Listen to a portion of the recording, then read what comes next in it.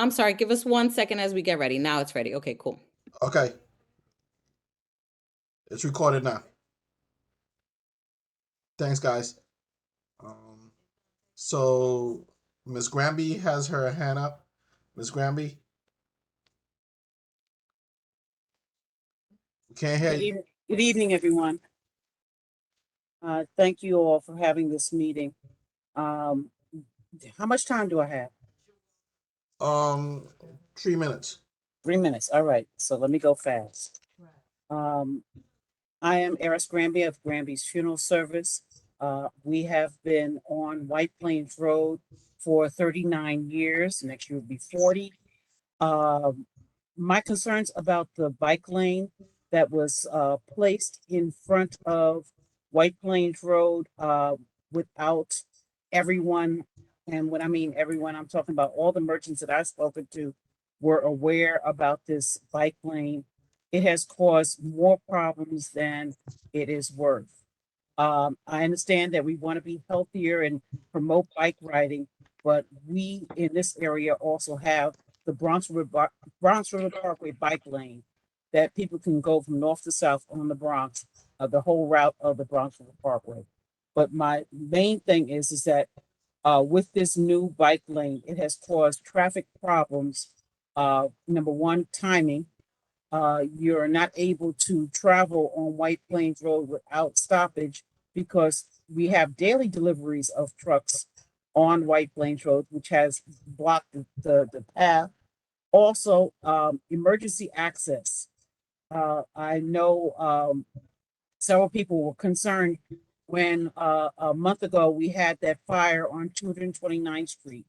And the bad part about it is right after they had installed these bike lanes, and EMS and fire and police did not have access to get to 229th Street because there was no egress for the cars to move out of their way. And I have a great deal of concern about that. And also the fact that, you know, the bus traffic is being slowed down because two buses can't pass each other because there's a delivery truck or somebody's double parked in front of a business. Also, there's no rhyme or reason on how everybody is parking. One block, everybody is parking horizontal to the curb. Another block, they're parking slant. Another block, they're parking both slant and horizontal. And then another block, there's disregard for this new structure, and everybody's double parking. It's become ridiculous. It looks like a war zone. And that's not the Bronx. Maybe other boroughs may look like that, but not the Bronx. We have a class about ourselves that really we need to maintain. But mostly my concern is that when I have funerals in front of my building and the hired cars have to park in this bike lane, if they have space, then my guests, the families that I serve, have to step out onto the street into this bike lane and have to be accosted by either cars trying to make a U-turn in the bike lane or try to beat traffic in the bike lane. 30 seconds. We won't even talk about the electric bikes trying to get them. And I do not want a family that is grieving to have to worry about getting hit by somebody because they're circumventing what's going on in this area. Any more time? Thank you. That's it. Joey? Okay, my question is, whose idea was it to put bike lanes underneath an elevator structure? People don't even move their cars where we are. We can't get, I go to work. This week, I couldn't find a parking space in front of where I work because cars were parked there for days and stuff like that. But it shouldn't be underneath an elevator. And then on certain, And Lillian. Guys, please If mute he's gonna yourself. take over, she Give the has to. gentleman his respect, please. Whoever's talking, mute yourself, please. All right, I stopped the clock, sir. You can restart. You could go again. I'll restart it. go ahead. Yeah, it's really up to you. Okay, can you hear me? Okay. My question is, whose idea was it to put bike lanes underneath an elevator structure? I mean, it causes so many problems. I mean, all week I couldn't find a space where I work. I had to go right around different blocks because the people don't move their cars anymore and stuff. The deliveries are terrible. We can't get tractor trailers in. They made loading zones where they can't even get in and stuff like that. This was not well planned. And the other thing is certain streets, like on 241st Street, if you make a left, the bike lanes are on the left side. That would have been a lot easier for everybody and stuff like that. This was not a well planned thing. And the effect it has on business is terrible. I mean, we have two businesses there. People can't get to us. And what about the handicapped people? What are they supposed to do? Handicapped drivers. Park 3 blocks away and walk with a wheelchair or a walker? Stuff. I'm not too happy with this and stuff like that. I mean, it has put a definitely damper on the mom and pop businesses that have been on White Plains Road. I'm there over 50 years and stuff like that. And it's not helping anything. It's only causing more problems than it's worth. Emergency services can't get by. And to make deliveries, they got to put tractor trailers in the middle on one side and middle on the other side. Nobody gets through and stuff like that. That's what I have to say. You still got another minute, Joey. Actually, I just want to interrupt real quick. 32. Apologies. Joey, give me 1 second. Mr. John Isaac, do you feel, because we're going to keep recanting and in order to be more effective, should we pull up the letter that we wrote, go over the bullet points and have an opportunity for the people that are here to address that? Because I don't want to, and we captured Joey, Ms. Granby, we captured everything that was Okay. said in the last meeting and we summarized it. I think we should pull it up, make sure everybody sees what's there. Because we do want to give time for the concerns to be addressed. Okay. Do you? Want me to pull it up? I'll pull it up for us. I'll be right back. Okay. So meanwhile, Kevin Diola, if I misspell your name, I mean mispronounce your name, Kevin. That's okay. Name is Deloya, Kevin Deloya, and I really appreciate the first two speakers speaking up. It seems like every issue that was, well, not every issue, but most of the issues that they feel they had were caused by cars and the actions of drivers. So I'll start with that. So I just want to make a few comments. These comments I'm going to make, you guys have all heard before, I'm sure. I just want to reiterate it on a positive side of bike lanes. So let me present this to you. I think there's a lack of north and south bike connections in the area, and this would help that out and connect some of those east-west connections. White Plains Road, as you all know, because I'm sure this proposal was requested by the community, is a Vision Zero priority corridor. It may seem like a lot of mileage for bike lanes up White Plains Road, but it is important that they connect to other lanes and extend as far as possible to connect future upgrades. Street designs that include protected bike lanes, they increase safety for everybody. Again, every unsafe move that I've heard from the two previous speakers were not bicycle related at all. Installing bus boarding islands helps keep people out of the way of moving vehicles. It's a dedicated area for cars to stay out of, for pedestrians to be in to wait for a bus, or to help them get across the street in a timely manner. Bike lanes help identify and create predictability to all traffic movements. Bikes, cars, tractor trailers, illegal mopeds, illegal anything. But having a dedicated area does help predictability. And, you know, we all know what's going on with New York City. If you heard the borough president's speech or the mayor's speech or the governor or the, you know, any politician who spoke, we hold on a second. We all know that this is the wave of the future. So somehow there has to be a buy-in. I appreciate your time. My name is Kevin Deloya. Thank you very much. I'll Kevin. take a question if there is one, but I'll move on. Okay, thank you. Thank you, Kevin. Mr. Q, can you please, we're going to show that, show that after, but I was showing something. You just knocked me out. Can you please take this off? Thank you. Oh, I apologize. Okay, can everybody see this? All right, so we're not taking no more questions, right? No We should questions review on what was summarized in the last meeting and give the opportunity to Keith and others to respond. Let's do that, please. Thanks. Okay, Okay. either John or Luke, maybe you can read what we wrote in this letter? Go ahead, Luke. This is actually the first time I'm looking at this letter. I Okay. requested to be a part of this process in responding to these bus complaints. So, I'm not really comfortable reading this letter. Okay, I got Thank it. you. I got it. I don't feel like I've been involved in the Thank you, process. Luke. We'll talk about that after. I'll read it Okay. if you want me to. Thank you, Alfredo or John. Okay, number one, the lack of parking due to the bike lanes is causing small businesses to suffer financially. They're losing business. This is creating a hardship for the vendors in a business. Number two is the loading zones are inaccessible and the trucks cannot enter to make deliveries throughout the corridor. One example, vendor located between 238 and 239th Street on White Plains Road.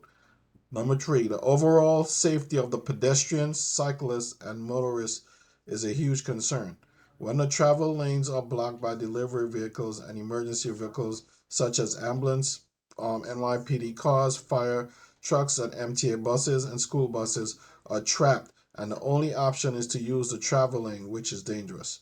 The issue is delaying response time, the amount of time it takes for the NYPD, EMT, and firemen to get to the scene of the incident. The MTA buses cannot get around the loading and unloading trucks. Number five, people are parking illegally throughout the corridor and are unsafe, for example, diagonally, total disorder. Cyclists are crossing, riding along the designated pedestrian area, and motorists are driving on the sidewalks. Um, Meter enforcement should be evaluated and enforced. Already discussed with the traffic enforcement.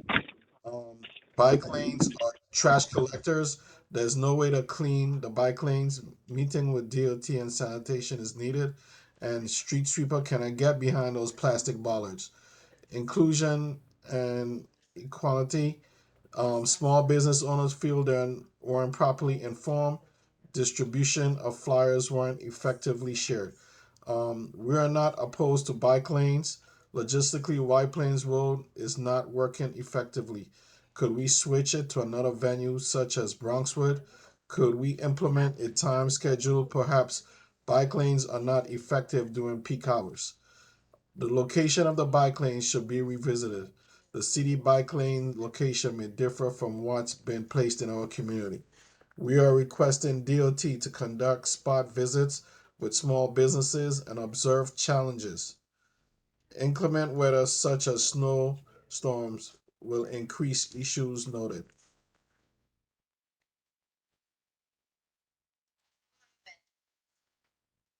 And that's it. Those were the issues. George? Hey, sorry about that. I'm participating via phone, which is odd for me. I just want to echo Luke's point. I know you guys are trying to be helpful, and these should have been minutes and not necessarily a letter to the commissioner. The commissioner is here. We got one PP is here. We have the 4-7 here, and we have sanitation here to address many of those issues. But it should be noted, as a community board, we voted for these bike lanes, even though I had warned many, many years ago not to do so because the FDNY had not approved the bike lanes when you voted for it. But you guys voted for it anyway. We like bike lanes. I'm here to support the bike lanes. You did not ask the board to vote on switching it to Bronxwood or any other, so you can't write a letter like that. So again, we will address this tomorrow, but I just want to support Luke on that because you can't just arbitrarily do that. All the other points that you raised in the letter are valid. The agencies are here and they should speak to them. This is a Vision Zero. This is happening everywhere. They're not singling out businesses in Community Board 12. This is going to happen next in Community Board 11. This is going to happen on Westchester Avenue in Community Board 9. This is going to happen on Broadway in Manhattan. This is going to happen everywhere that they have an elevated line It just so happens that we were number one. And I've remarked to DOT, Keith Kalb is here. He's the interim borough commissioner for DOT. He will speak to the conversation that we had, which echoes your points. They have to make them successful here, because every other community board is going to point to Community Board 12 and say, well, it didn't work out for them. Why are you building it in my district? And so I've said this to Keith, and I've said this to 1PP. I wrote an email based on your letter asking for these representatives to be here to speak to these issues, because it is chaotic now.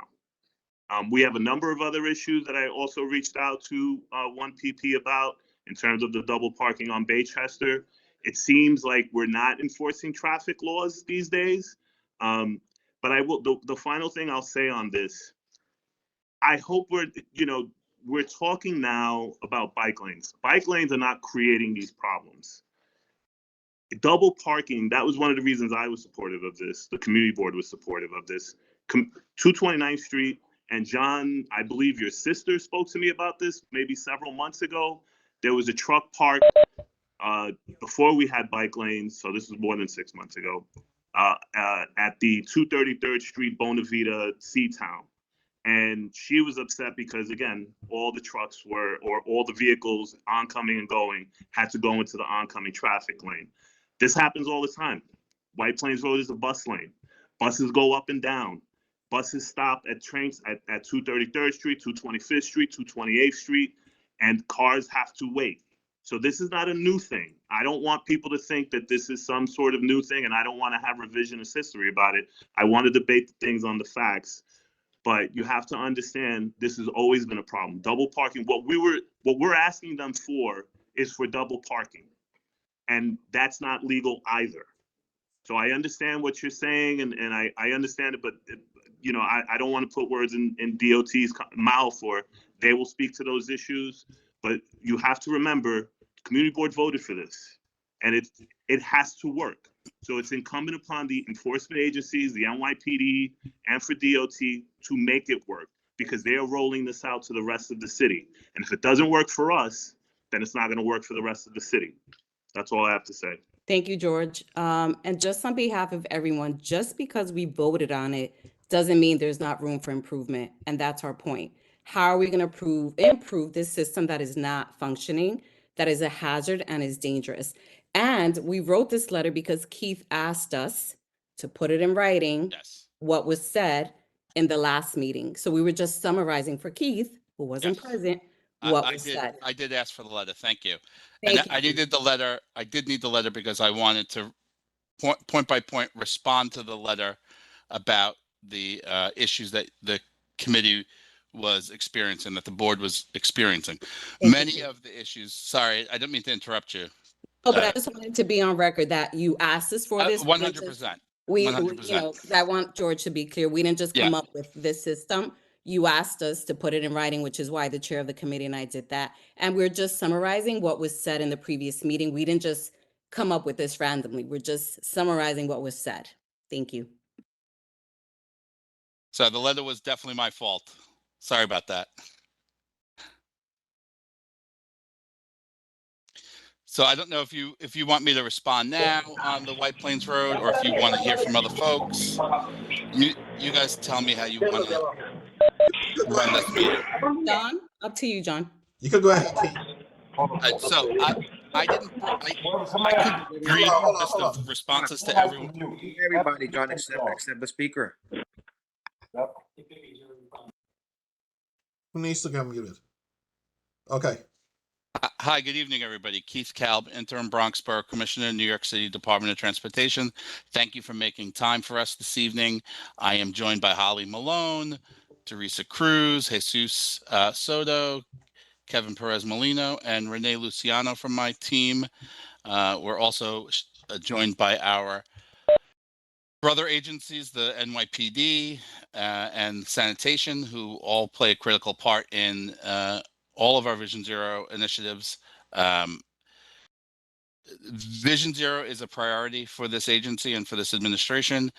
We did install a protected bike lane along White Plains Road in your district. We are continuing to build or to implement the bike lane north of 229th Street to 241st Street, which was the second request from the community board. That has not been completed yet, so it is not a uniform look across the entire corridor at the moment, and that is because we ran out of time before the end of the implementation season last year. We will be continuing to implement the bike lane to 241st Street to Burke this summer. Once it's implemented, we will work closely with the police department and traffic enforcement to ensure that illegally parked vehicles, and we'll ask the police department tonight, and we've mentioned it to the police before, but it's important that the motorists who are breaking the rules get enforcement for this to work. So we're partnering with the police department to make sure that they do enforce the rules of the road along this corridor. We want nothing more than for this to be a successful project. And we assess all of our projects once they're completed. And we are not yet completed with this project. This project is probably 75% completed. The delay occurred because of some resurfacing that happened. So we are working we can't do markings in the winter. So the markings will begin again very shortly to get implemented for the rest of the route all the way up. So we know that we recognize that there is some confusion right now, but we will remedy that.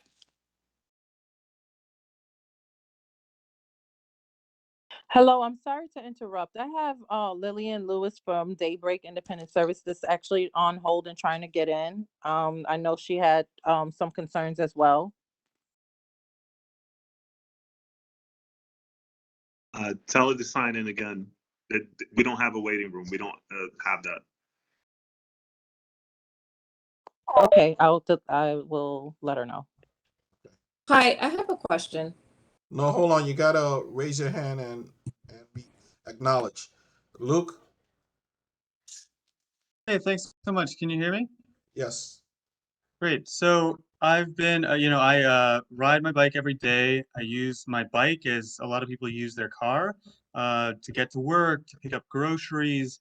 I'm not saying that everybody has to ride a bike at all. But there's certain requirements that the city has to build bike lanes, because it's proven that building bike lanes, especially protected bike lanes, and especially areas like this underneath the White Plains Road elevated train, is extremely crucial to protect safety, organized traffic in areas like this corridor where it's extremely difficult to navigate with oversized vehicles, with SUVs, with buses, lots of stuff going on. So these bike lanes, in order for them to be efficient, in order for them to work, they need the coordination of the NYPD. I've reported these double parked cars in these bike lanes for a while now, and the NYPD closes them, often saying that it's not in their jurisdiction. So if we don't have our partner agencies working together to address these, then they're not going to be successful. But ultimately, with the increase of people using bike lanes to deliver food, this is going to see if they're working well, we can see better accessibility to our businesses, better circulation of people along the corridor. This corridor, as a lot of people have pointed out, is really challenging to navigate because of these posts that is the subway above us. And one of the things we need to maybe consider is having some organization about how long you can drive along this corridor. This is a transit corridor. The subways above us can circulate tens of thousands of people per day. So you're going to get a lot of foot traffic, a lot of people on alternate modes of transportation.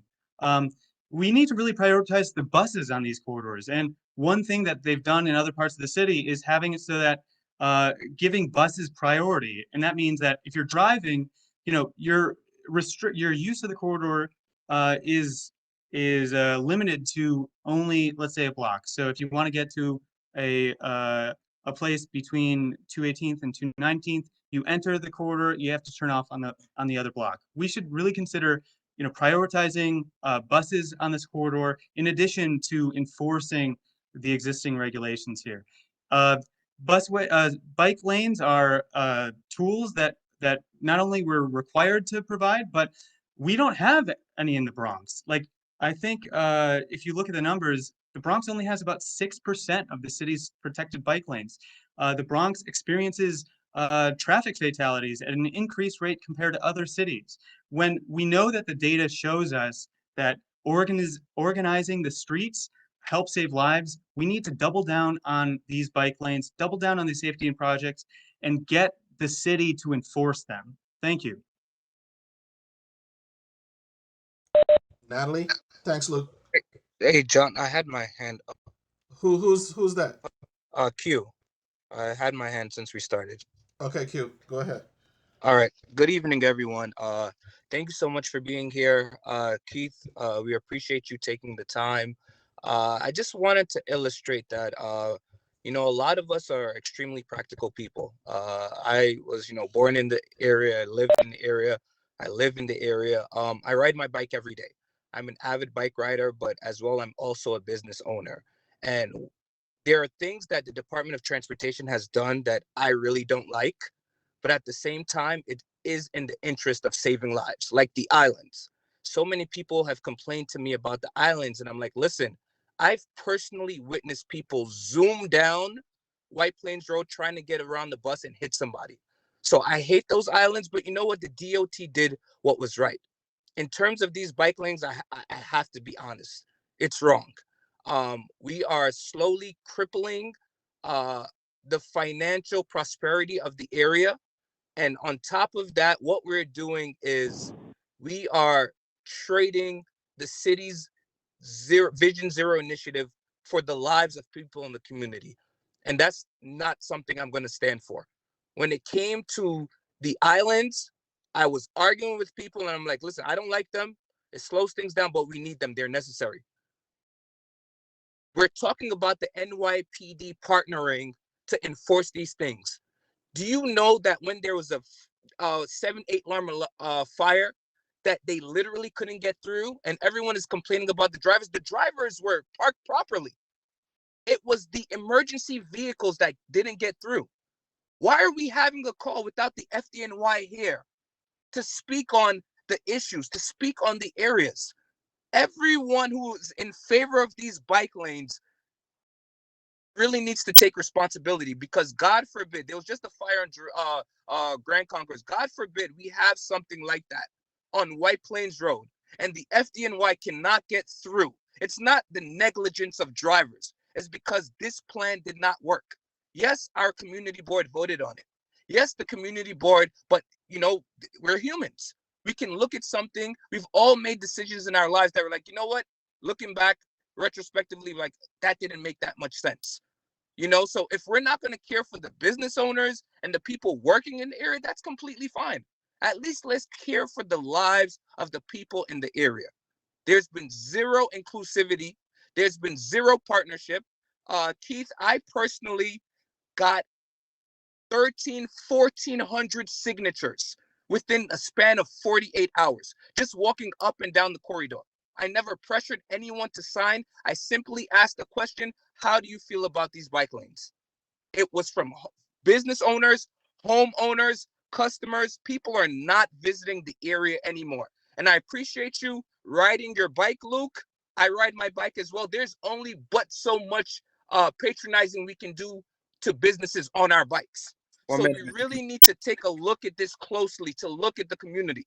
We are financially killing the community, and God forbid, if there was to be an emergency, we'd be physically harming the community as well. That's something we need to look into. Thank you very much. Thank you, Q. Natalie? Yes. Go ahead. Yes. Well, what we're just about to say, the previous caller just said it all. If we should consider bike lane versus business that is losing business, then I think that is wrong, because I personally used to shop on White Plains Road to stop to pick up groceries. And now, even before the bike lanes, we have double park cars, but they move So at least the emergency vehicle can pass, and even if you stop for a minute, you can stop, pick up what you want, and go. Now I cannot even go on White Plains Road anymore. So, the bike lanes really don't really serve the purpose. Not so much of the double cars, but just as the caller said before, these cars are parked legally. And if there's an emergency vehicle coming down and you stop on one side and the next car stop on the opposite side, they still cannot pass. Nobody can pass because the park lanes are, park cars are parked legally. Now I have one more. I just want to change topic a little bit. On 233rd and Bronxwood, there's a platform in the middle of the street Bronx Boulevard, on Bronx Boulevard, off of there. 233rd and Bronx Boulevard. They shift the street, and I have 2 accidents there of someone hitting my bumper, thinking that I actually cutting them off, which was the changing of the lane because of that platform they put in the middle of the street. What is that for? Nobody knows. We ask, what is this platform for?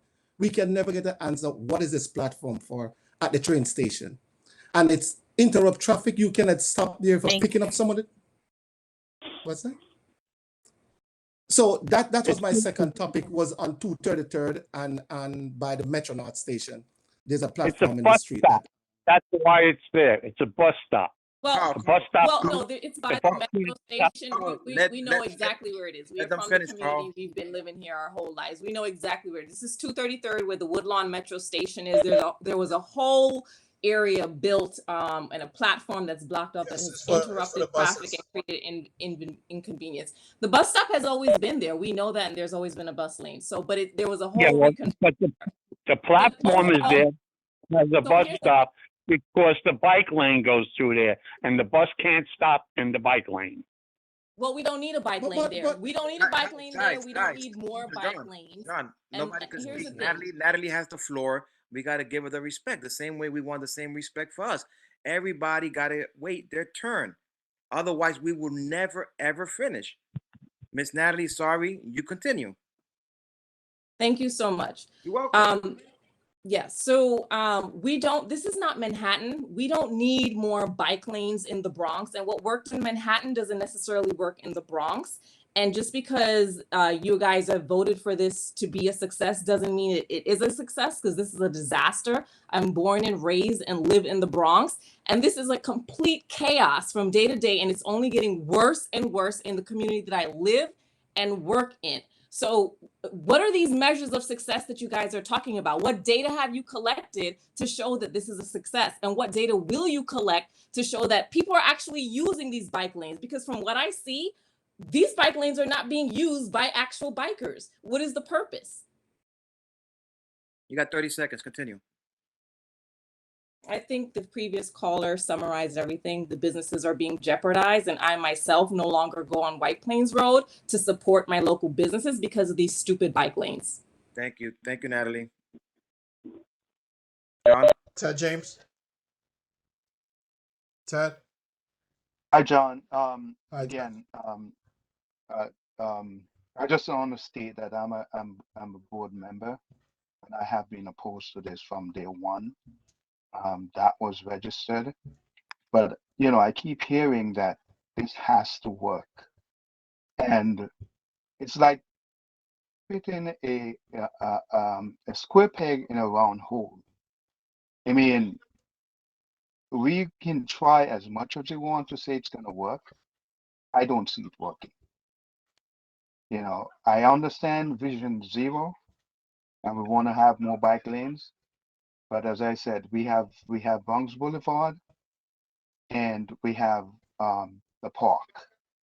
We have Bronx River Park. There's a bike lane that goes through the entire park. But I don't see this working. I was opposed to it from day one, and I'm still opposed to it as a board member. So even though the board voted for it, they know that I did not. And I just want to keep registering that, because I live on 218th Street, right off White Plains Road. Every time I leave my house, I have to enter White Plains Road. And this has been a major inconvenience for me and my family. And I just want to say that I don't think it's going to work. I wish that we would reconsider and find another alternative. Thank you. You got a minute and a half, Ted. You want to continue? It's okay. You know where I stand on this. Thank you, sir. Miss John? Miss Granby. I know I already spoke once to this issue, but I just want to also bring up the craziness of this bike lane. 1 minute, 1 in, minute. You in have. that on 226th Street, between 226th Street and 225th Street, the bike lane actually goes on the sidewalk. What sense does that make? Pedestrians are walking on that sidewalk, and all of a sudden a bike is supposed to come past them? Thank you. Thank you. Joey. You're muted, Joey. Joey, you got 1 minute. You're muted, Joey. Can't hear you. See him up. Okay. Number one, you said as a safety feature and stuff like that. But when you get out of you get out of the traffic that's moving on White Plains Road, forget about it. They never clean the streets anymore. They never even pick up half of the garbage on White Plains Road and stuff like that. When this was planned, was the fire department, the police department, and the sanitation involved with any of this? They may have came up with different ideas and stuff like that. If the bike lane was on the left side, there'd be no problems. Everything would be the way it was, and they ride their bikes, and the trucks wouldn't be double parked and like it is now. It wouldn't be total chaos. Thanks, Joey. Your time is up. All right, Alfredo, you have something to say? Yeah, I just want to first thank John and the chair for putting this meeting together. I want to thank the community members that did come out, and also DOT parks if they hear, sanitation, NYPD, any elected officials. Again, I'm also a board member, so I just want to put that out there. And I also live in the community. I've been up here 20 years. I drive every day to work. I work in NYU, and I drive from here to NYU. It takes me 2 hours, but I choose to do that. That's my prerogative. I do get caught up in traffic on 233rd. The situation that the young man with Natalie mentioned regarding that so-called island that's there, I still don't know what that is. And I mean, I'm just waiting for somebody to just take airborne and fly right over it, which eventually is going to happen. But again, it's good that we're saying these like that. Mr. Cobb and DOT could come and revisit these items. Again, I've been living up here 20 years. I know the situation on White Plains Road. They have existed there prior to the bike lanes, and I need to put that out there. The situation on White Plains Road have existed prior to the bike lanes. There's a lot of issues with the cars, people double parking, the dollar cabs, the people doing cabbing. That's their livelihood. That's what they do. They stand in front of the supermarkets and cab people to their homes. I mean, nobody told them to come to this meeting to let them know that eventually, NYPD is going to start giving them tickets for being out there, and they are a big part of this problem. On 233rd, 229, all throughout the White Plains Road. I mean, again, we're here to listen. Hopefully, DOT will consider the bike lanes are here to stay, not just in our community, in all communities in New York City. And I just wanted to just put that out there. Thank you guys for coming out.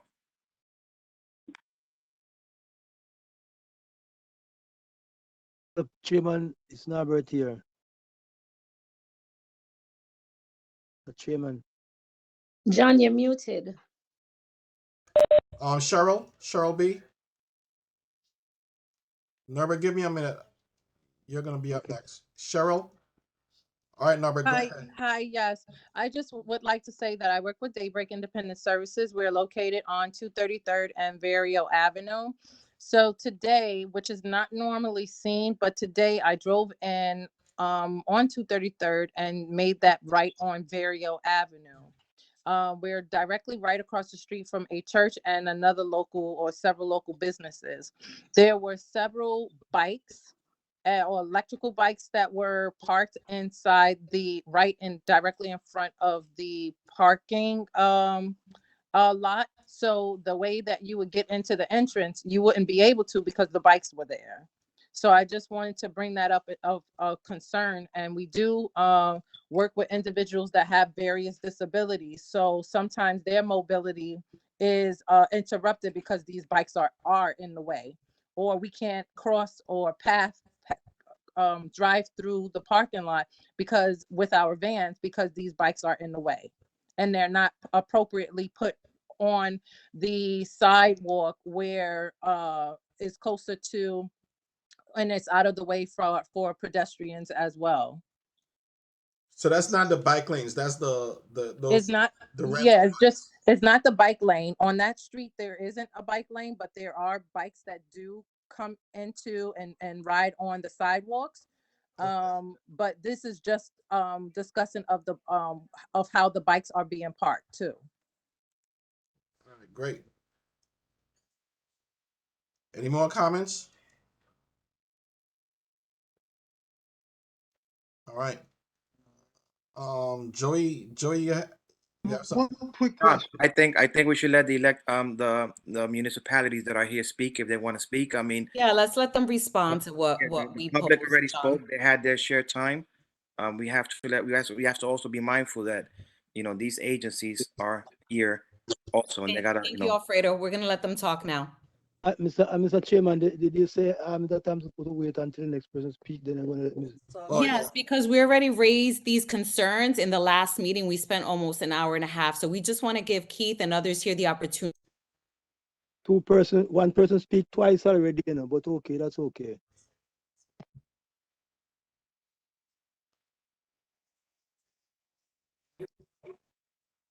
You're frozen. Calling your government people. okay, no one else from DOT or sanitation or any of the other agencies have anything to say? I mean, I'm not going to say any more than what I've already said. I do want to clarify one thing about 233rd and over the Bronx River, where what we call a bus Zikla is located. That is a floating bus boarding island that we installed in order to make a connection across the bike lane that is there. That is the plastic thing that I think you folks are referring to. That is there to connect the bus riders to the transit options, to the MTA bus station. The other things we're going to take, I took lots of notes from everybody. I have the letter from the board or the issues from the board. We'll take a look at them.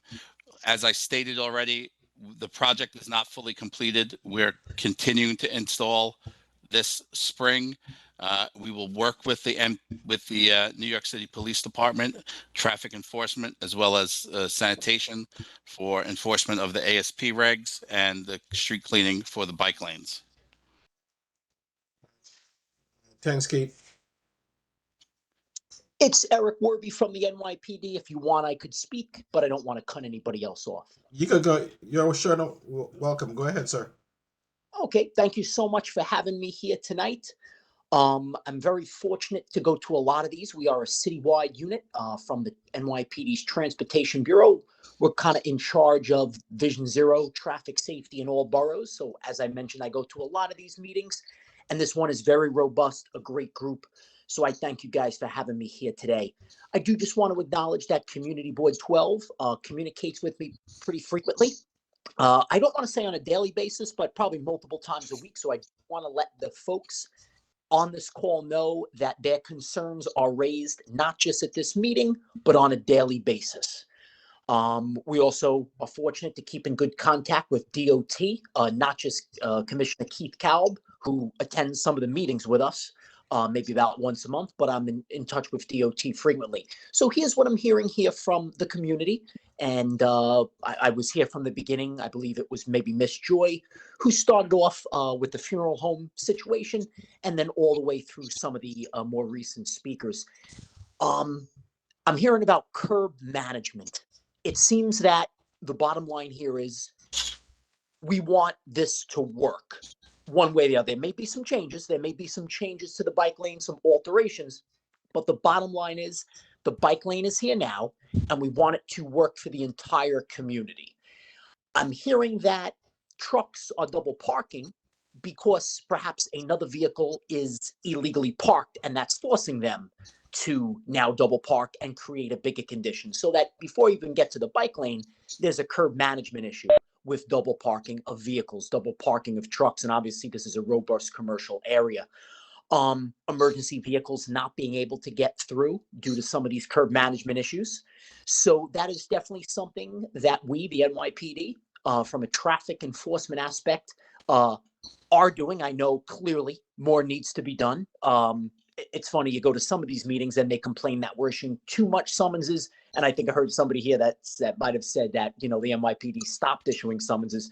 We issue about 9 million parking summonses per year, but clearly this is the area that matters and more needs to be done. Our job at the NYPD is to keep that bike lane clear.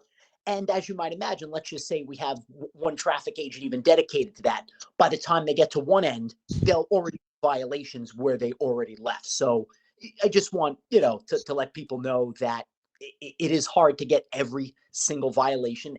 And the truth of the matter is probably a lot of the Community Board 12 residents are actually the ones maybe committing the offense. So it's good that we have meetings like this. And I know maybe there's only about 30 or 40 people on this call, but it sounds like some of us are business owners on this call. I heard someone from a community group.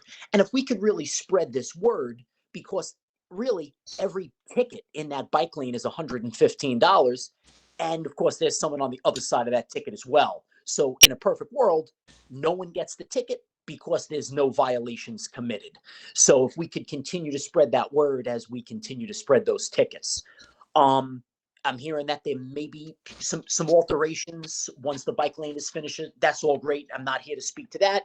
All I'm saying is that I hear you. We will continue our parking enforcement. Towing is also valuable. Clearly towing is going to be less frequent because we only have a certain number of spaces to put the cars. And of course, we could probably fill up our entire tow pound that's located by the Major Deacon Expressway in probably one day just on White Plains Road alone. So we will tow to get folks knowing that, we're out there to help and send a message. So I once again, I thank you for being here. I also know the I believe you said the 47th Precinct Traffic Safety Sergeant is on.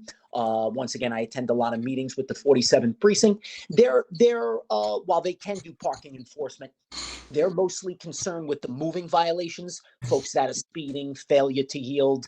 It almost sounds like in this area, it's so congested that there's really no one, speeding or anything like that. So it sounds like it's mostly a parking situation, but I do know the traffic safety sergeant will once again bring that up to the sector officers, the neighborhood coordination officers, in order to just lend some of the traffic agents a hand. And the traffic agents, we do work 7 days a week. And we start at like 5 in the morning and we don't get off sometimes till 10 at night. So we do have some pretty good coverage. Of course, if there's any questions, I'll be more than happy to, but I probably took my 3 minutes. Agreed. Thanks. Norbert? Norbert? Norbert? Okay. Miss Benitez. When I'm speak, you allow one person speak twice. I'm fine, thank you. Don't worry about me. Okay. Miss Benitez? I have a question. It was just mentioned that you have a traffic agent, just one working this corridor. Is that what I heard? So we actually have multiple agents assigned to the area, but since this was such a priority, we actually have an agent that kind of goes up and down the bike lane here on White Plains Road. Usually they, as you might imagine, they have like a sector. The traffic agents would have a sector, which is kind of like squares, some patrol on foot, some patrol in vehicles. Based on your complaints, we have an agent on foot, so it's easier for him or her on a daily basis to go up and down the street, because it would just be one more traffic car that's trying to stop, double park, write a summons, then get back in. So I would say that we increased coverage in this area. And your ticketing agents, how many do you say? You said we have one also running this corridor? Yes, in addition, we have about 120 assigned to the entire Bronx, and therefore we got about 12 per precinct.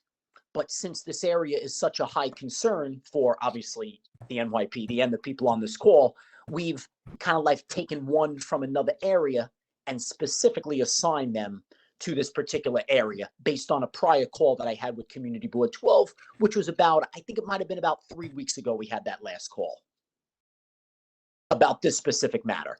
And how long or how often will this be kept up? Because of the fact that we are talking about a continuing problem along this corridor. I think any given day you can see violations up the kazoo. Yes, there's certainly no expiration date. The need is there to continue this coverage, so the need is there. Also, in reference to your making people be aware of the bike lanes and so forth, I haven't seen any type of public service announcements on the TV, Channel 12 or any of the other communication stations, talking about any of these bike lanes that happen throughout the 5 boroughs, and especially up here. I haven't seen that type of information being given out.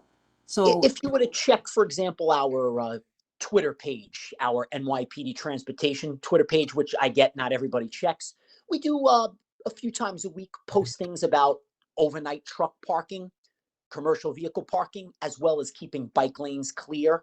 So yeah, we really do pound those safety and parking messages, but I get it. We're only one Twitter account, and you're right, we don't put it on the news. yeah, and I think that's where a lot of people do still watch the television in some form or fashion, whether it be on a computer or on a flat screen. And I think if you did that kind of public service announcements, I think that's what's happened with the city of New York. When things like this come up, and no matter what the subject is, you all do not do your public service announcements like you used to do years ago. And if you're talking about a budget, then you need to readdress the budget in reference to public relations. Thank you very much for that suggestion.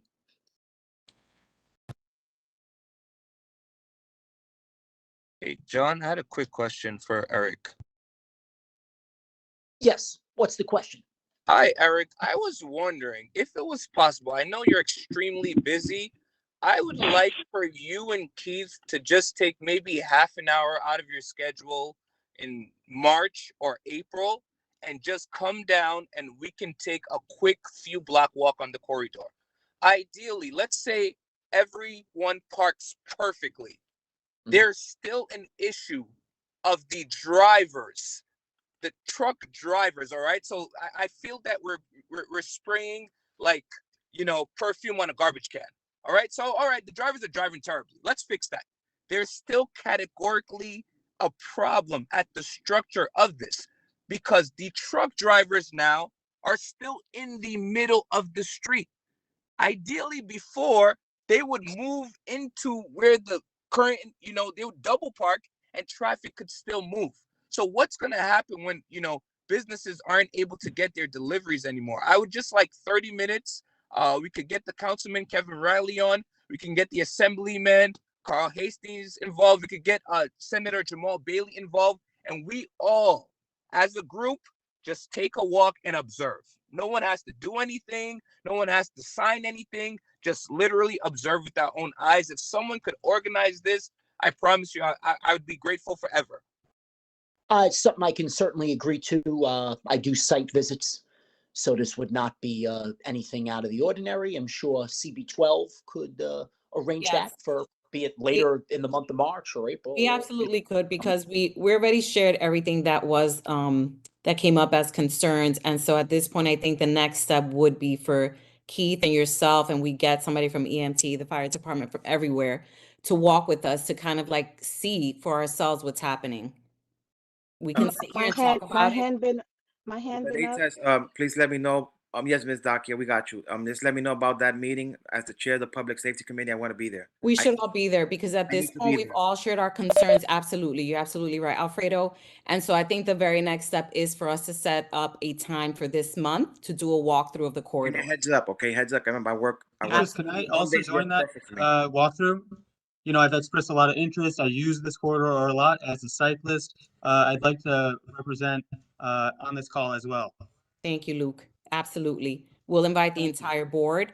Keith, Eric, can you just maybe give us like a few availability, a few slots for this month where we can make that happen? Absolutely. We could certainly do that. I know Fridays is like my patrol day, for lack of better words. So usually Fridays just happen to work a little bit better for me. And throwing it. advance notice because some of us do Yeah. work, right? So we're going to have Yeah. to carve out time. Sure. Yeah, of And course. again, we're not saying this, that we don't want this. We're saying, how can we have the systems work cohesively and, in a way that is functioning for all, but the way it is currently not. And so we need to figure out a way, and having an observation and presently being there will give you all a better understanding of what we're saying. Sounds good. I look forward to seeing the group there later this month. All right. There are a couple of people with their hands raised. Need to acknowledge them. Dakia. Yes, I'm here. Good night, everyone. You Good guys night. hearing me? Yes, Yeah, ma'am. okay. Hear you. Okay. My name is Dakia Thompson. I am a business owner and I'm also a homeowner. And I live here in the Bronx, go to Evander Child High School, and I so happen to have my business also located in the Bronx. So I'm local as it gets. A lot of people that should be on this call, they're not on it, unfortunately. Q and I try our best to get the word out, but what I'm hearing and what I'm seeing is crippling of our small business. I have the beauty salon, the nail salon, all of these people are complaining to me, telling me that they're losing business. They have people that neglect to come to their business because of the parking situation. Even if they should park in the in between blocks, they have meters going 3/4 in the blocks. So if they're inside getting their hair done, they have to remember to top up their meter to go 3/4 in the block. So meters are going all the way in the block. They're legally parked on White Plains Road, and their vehicles are still being getting damaged, or well, that's a new thing. The vehicles are getting damaged even though they're legally parked, because you have trucks, as what Q said, that are making delivery that have nowhere to park. In the past, yes, they could have double parked and everybody move around it, but now with the bike lane, nobody could get around that. I haven't seen nobody in the park lane. The most I'll see on a daily basis, people will stop real quick to go in because they're scared of that bike lane ticket. What I'm hearing though from the heads, bigger heads up in this meeting is this is the way it is. You guys don't have a say. It's gonna have to work, and this is how it's gonna work. But what happened to small business? Do we forget about small business? In COVID, everybody was talking about, oh, small business, small business, small business. Now we're back. All we're talking about is tickets and summonses. What happened to small business? The average person come on White Plains Road to do business with a small business, they're going to get a ticket of $115. Why bother buy a $10 bread or a $5 bread if I'm going to pay $115? They're not going to do business with us. We're not going to be in business no more. And I get it. It's your way or the highway. But what about us? I pay property tax. I pay business tax. I have a business. I am from the Bronx. I am not Bronx. I'm Wakefield area. That's my zip code. That's the taxes I pay. And you're telling me I don't have a say? Zakia, we're not saying that. The board is not saying that. The board is saying that, thank you for showing up. We've never seen you here. And so we thank you for showing up, because without you being here, it's just us speaking on your behalf. And so we encourage you just acknowledge something, that there should be other people here that are not here today. We encourage you to gather them, cue you as well. When we have this walkthrough, everybody should be there. That's all we're saying to you. We're not saying that we are opposing what you're saying or against what you're saying. We're here to support what you're saying, but you all have to show up. If not, it's gonna just be us talking in vain. So I encourage you, Takia. We will announce when we're having this walkthrough. Everybody should be there. Gather everybody. And they shouldn't just be sending you to represent them. They should all be part of this. Last meeting, nobody showed up. It was just Q and Ms. Granby. We have these every month, and it's a shame that you're not here. And Joey. Thank you, Joey. Granby. Only 3 showed up. Yeah. So the one thing that I agree with you is that they should be here and they're not. You have to rally them up. When we have this Got you. walkthrough, make Got sure you. you're all there. That's how We'll we make still have noise. 1,000 people there. That's the only way we're going to make noise, and the only way we're going to get our points across. You spoke about small businesses too. We have a committee for that. We haven't seen you there as well. So we have the platform. Let's use it. I know you said you haven't seen me there, but there has been a failure in distributing information within our community. I'm going to put my email. I am the chair. I'll put it in the chat. Let's connect. And you guys have my information. I've been to the board meeting before. You guys have my email, upcakecupcakes@gmail.com. You guys, I'll put mine there. I've been Let's at connect. meeting before. I've been at one Takia, before. One. thank you. I want to connect with you. I will put my email in the chat. Let's Okay, connect. nice. All right. Yeah, nice. I love that. Thank you. All right. Michelle, saw your hand. Michelle. Thank you. Thanks for acknowledging me. Good evening, everyone. So I want to talk about, I want this added to the concerns because I am speaking from White Plains Road, that from the church that I attend, 3757 White Plains Road. Great. So because of that, we have become the regular parking lot for everyone who can't find a space on White Plains Road. So sometimes when there's like a weekday funeral at the church, they get caught up in that when persons are just parking because they can't find a place.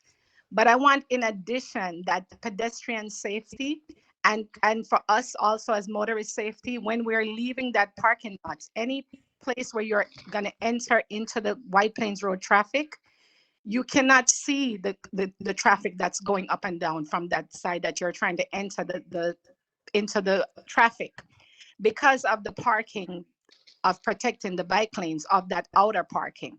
And so when you're leaving the church parking lot, because that's the only parking lot that I leave from on White Plains Road, you can't see to enter into the traffic. And then when you're coming from the traffic, driving down White Plains Road and trying to make that right turn or left turn well, the left turn you can see, but the right turn into the parking lot, you can't see if there's anyone using that bike lane anyway, or pedestrians that are walking in that lane.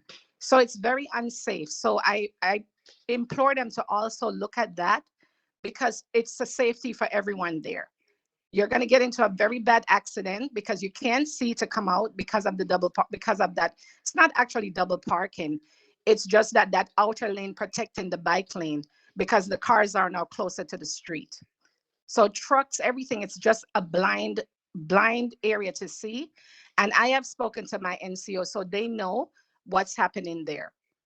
Okay, thank you. Thanks, Michelle.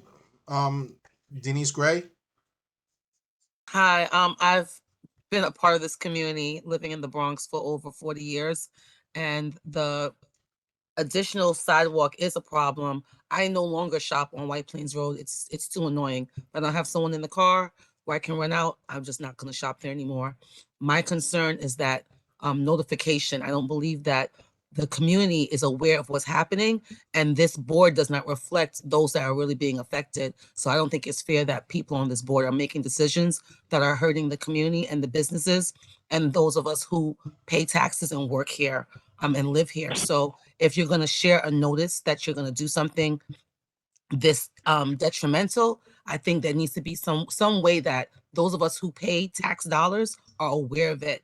It needs to be broadcasted, whether it's on TV, on the newspapers, social media, that this is happening so that people can rally and come together. Because what I'm hearing is that we're stuck with it. It's done already, and we just need to deal with it. And I don't think that's fair.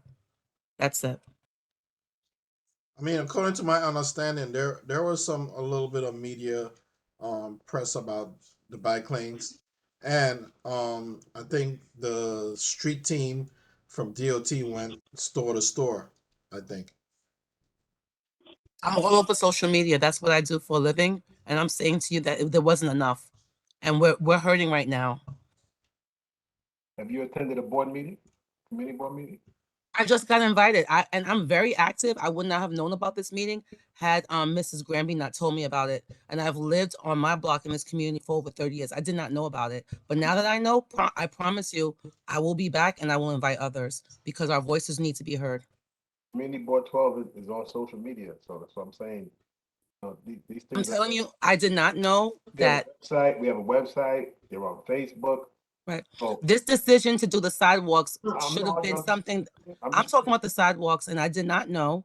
I belong to a number of boards. I'm going to make it my business to put this on my calendar, because what I'm hearing is that we're stuck with it, which is unacceptable to me, but that's not a problem. I will galvanize and have other people come so they can also express. Thank you. All right, great. Um, any more questions? I think we. Not a question, just a remark to piggyback off of what she said, John. Same thing with me. I'm not gonna lie, just running a business and living life is so crazy. I wasn't fully involved in the community board, and just being on White Plains Road for 12 to 18 plus hours every single day, I kid you not one person from the NYPD, DOT, no one reached out. The only time someone comes around is when someone wants to get elected. That's the only time I've ever seen anybody. What I did in terms of walking from Gun Hill Road to 241st, going door to door and receiving feedback, is what someone from the community board or DOT should have done. And that's why I'm now involved. Because even if this bike lane fails or we can't get it changed or, adjusted, there will never be another decision in this community without the people of this community knowing. No one has spoken or touched on how I received 1,400 signatures opposing the bike lanes in less than 48 hours. If I kept going, I would have probably had 5 or 10,000 signatures by now. That's not the point. The point is that there needs to be more inclusivity. No one came to me at all. I saw what was happening, and that's why I decided to jump in and get involved. I have a life. I have children. I'm paying freaking taxes. I'm paying so many things, so many bills, mortgages, and it's a lot to keep up with that and be involved. But you know what?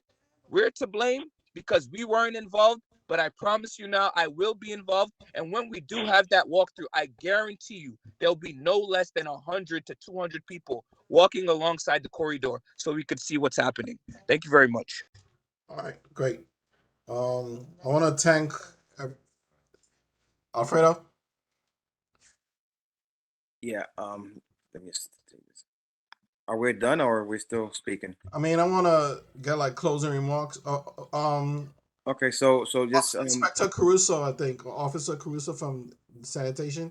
all right. So yeah, you could go, Cruz. I'll put my hand back up. Okay, I'll be quick. I just wanted to say hello to Take your time. everyone. Please don't be Stephen quick. Take your Caruso, time. Citywide Community Affairs Officer with the Department of Sanitation. I just want to let everyone know I've been taking notes throughout the meeting. I'm going to circle back around with local level leadership and, of course, our sister agencies. If you could help me just by providing any specific areas along White Plains Road that maybe you're seeing chronic buildup of litter or debris, that would be very helpful. This way we can investigate and determine the best course of action. So with that, I hear your concerns. Please keep me posted regarding a walkthrough or a site visit. More than happy to assist in setting that up.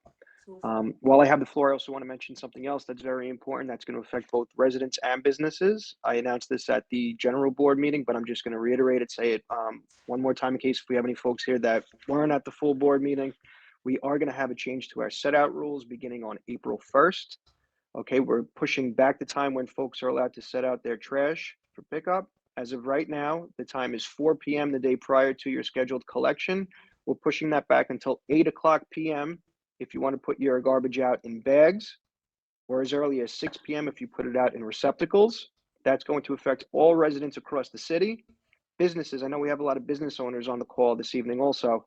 Business trash will also have to be placed out 8 o'clock p.m. or later if in bags, or if you want to continue the current practice of setting out 1 hour prior to your business closing, you could do that, but it does need to be in a receptacle. Okay, so these rules go into effect on April 1st. We made this decision for many reasons. It's for the greater good. Most importantly, because we want to keep the trash off the sidewalks for as long as possible. One, we know that it's a buffet for the rats and the rodents. Two, it impedes pedestrian traffic. Three, we know it's unsightly and at times can smell. So it's absolutely a step in the right direction. We're going to be sending out mailers. We've been advertising on social media, print, digital. We're really trying to get the word out there. If anybody needs any more information on it, by all means, please feel free to reach out to me. But nonetheless, we'll be in constant communication anyway, especially regarding the bike lanes and how we could assist in mitigating whatever issues we have going on out there. So thank you very much for inviting me to join tonight. Stephen, can you make sure you send me your information so that we keep you posted? Thank you. Absolutely. Yes. Beatrice, can I ask him a question, please? Sure. Yeah, Mr. Caruso, I have one question. The sweepers we have now, can they go down the bike lane and sweep, or are they too wide? So if access is not impeded, then the traditional mechanical brooms should be able to get into the lanes. Of course, we can't control if folks are parked, too close so that we can't fit, but we also have smaller pieces of equipment also, called holders, which could fit down the more narrow bike lanes. So like a golf cart. Okay, thank you. You're welcome. Great. Ted, you have one more thing you want to say? Or? Yes, John. Yes, John. One quick question. I did see a small, during the last snowstorm, I did see a small snow plow in the bike lane. So that kind of answered some of the questions that we had. But the question I had was, for instance, at 219th Street, where the bike lane goes through the sidewalk, are there any plans to remedy that? Because you know how they built out the sidewalk and now the bike lanes goes right through the sidewalk. Yeah, you mean the just wondering if the bulb out area, right? Where it's Yes, yes. Are there any plans to remediate that so that the bike lanes is not shared with that's a the question. I with guess the side? we could ask DOT that question when we do the walkthrough. Point it out to them. Okay, that's it. I mean, there's a conflict with the pedestrians and the bikers, so we could look at it. Alfredo. You guys, and if after we're done, if it's the board members could stay on the call, I appreciate it. I know I've heard from a lot of people here tonight. What can we do, right, as the community board to, how can I say it? Go, I don't know about saying it right, going door to door and handing out information. Just understand people. We're volunteers, right? I heard someone say that I have a home, right? I have a vehicle. I have kids. I got grandkids. I work. I volunteer on the community board for 12 years, 15 years. I'm on the precinct council. I do Zoom meetings. I don't get paid for this. You know what I'm saying? I'm doing this from the kindness of my heart. So what can I do? Right, me. You know what I'm saying? I'm willing to make flyers of upcoming events and go to every store myself from Gun Hill to 241st. I'm willing to do that if that's gonna help the issue with the notification, because what it seems like is that people are saying they're not getting notified. I don't know how much more notification they want than the notification we're giving. Now, if y'all want us to go door to door, store to store, I'm willing to do that. I got no shame in my game. I'm willing to do that. But understand, this we do not get paid. We don't get nothing. All we do is give our time because we live here and we want to contribute. So I'm willing to go the extra mile and go to each store and say, listen, this is what we got going on. But again, understand, regardless if we give or don't give, people still are not gonna be involved. I've been doing this for a long time. I've been on the board for over 15 years. So again, I hear all the concerns. I see everything. I hear everything. It's like when a development is getting built, notices get sent out, public hearings get sent out, the building gets built. Oh, why y'all didn't tell us? I mean, we sent out the info the way we know how to. So if y'all want it a certain way, let us know. If it's something that I can do myself, I'll do it.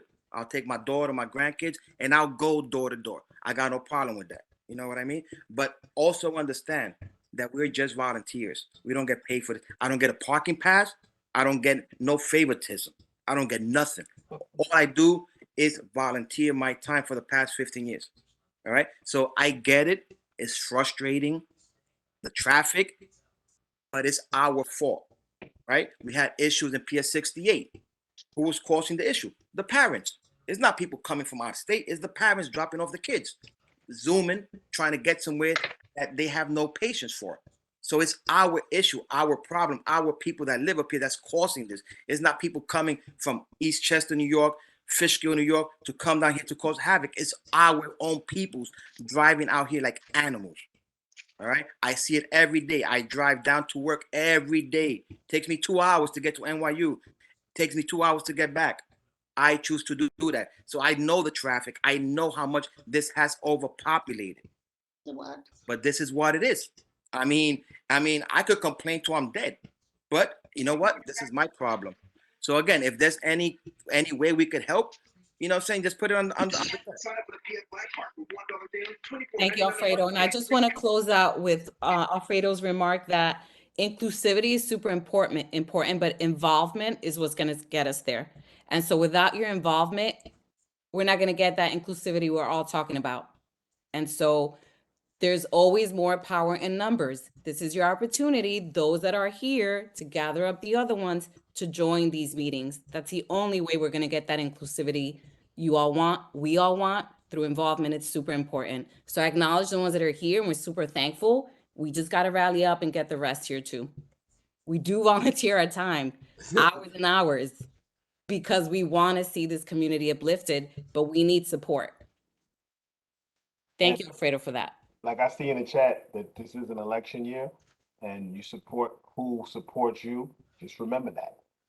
Politicians, none of politicians are here tonight. Continue to support who supports you. If you don't see them here, then I don't know how much support they're giving you. But continue. Just remember that you said it's an election year, and support those who support you. Period. Great. Again, I want to thank everyone for coming out. Q, thanks for spreading the word out. Getting the folks here. You know, we need, like I told you, we need to get people here so they could hear other voices instead of the board members' voices. All right. Keith, thank you for being here too. Keith, Steven, Jesus. Hey, I think we had one other issue that we wanted to talk with the board about. But if you guys want to reschedule, we can reschedule. What was that? I know that you guys have Gun been Hill Road bus line. Yeah, the Gun Hill Road bus improvements. So you guys have a presentation to make, or? We did, yes. We do have a presentation. We have Sarah Fella from our transit development team. Okay, so great. So we could go through that tonight. Great. Let me see if Sarah is still on. Sarah Fella, who's their project manager for transit development, is with us, and I think we're joined by by our colleagues at the MTA. Megan, I think, is here. Yep, I'm here, Keith. I'm Megan Molina, Assistant Director, Government Community Relations, joined by Jamie Cho and Rob Thompson from Operations Planning. And there's Sarah.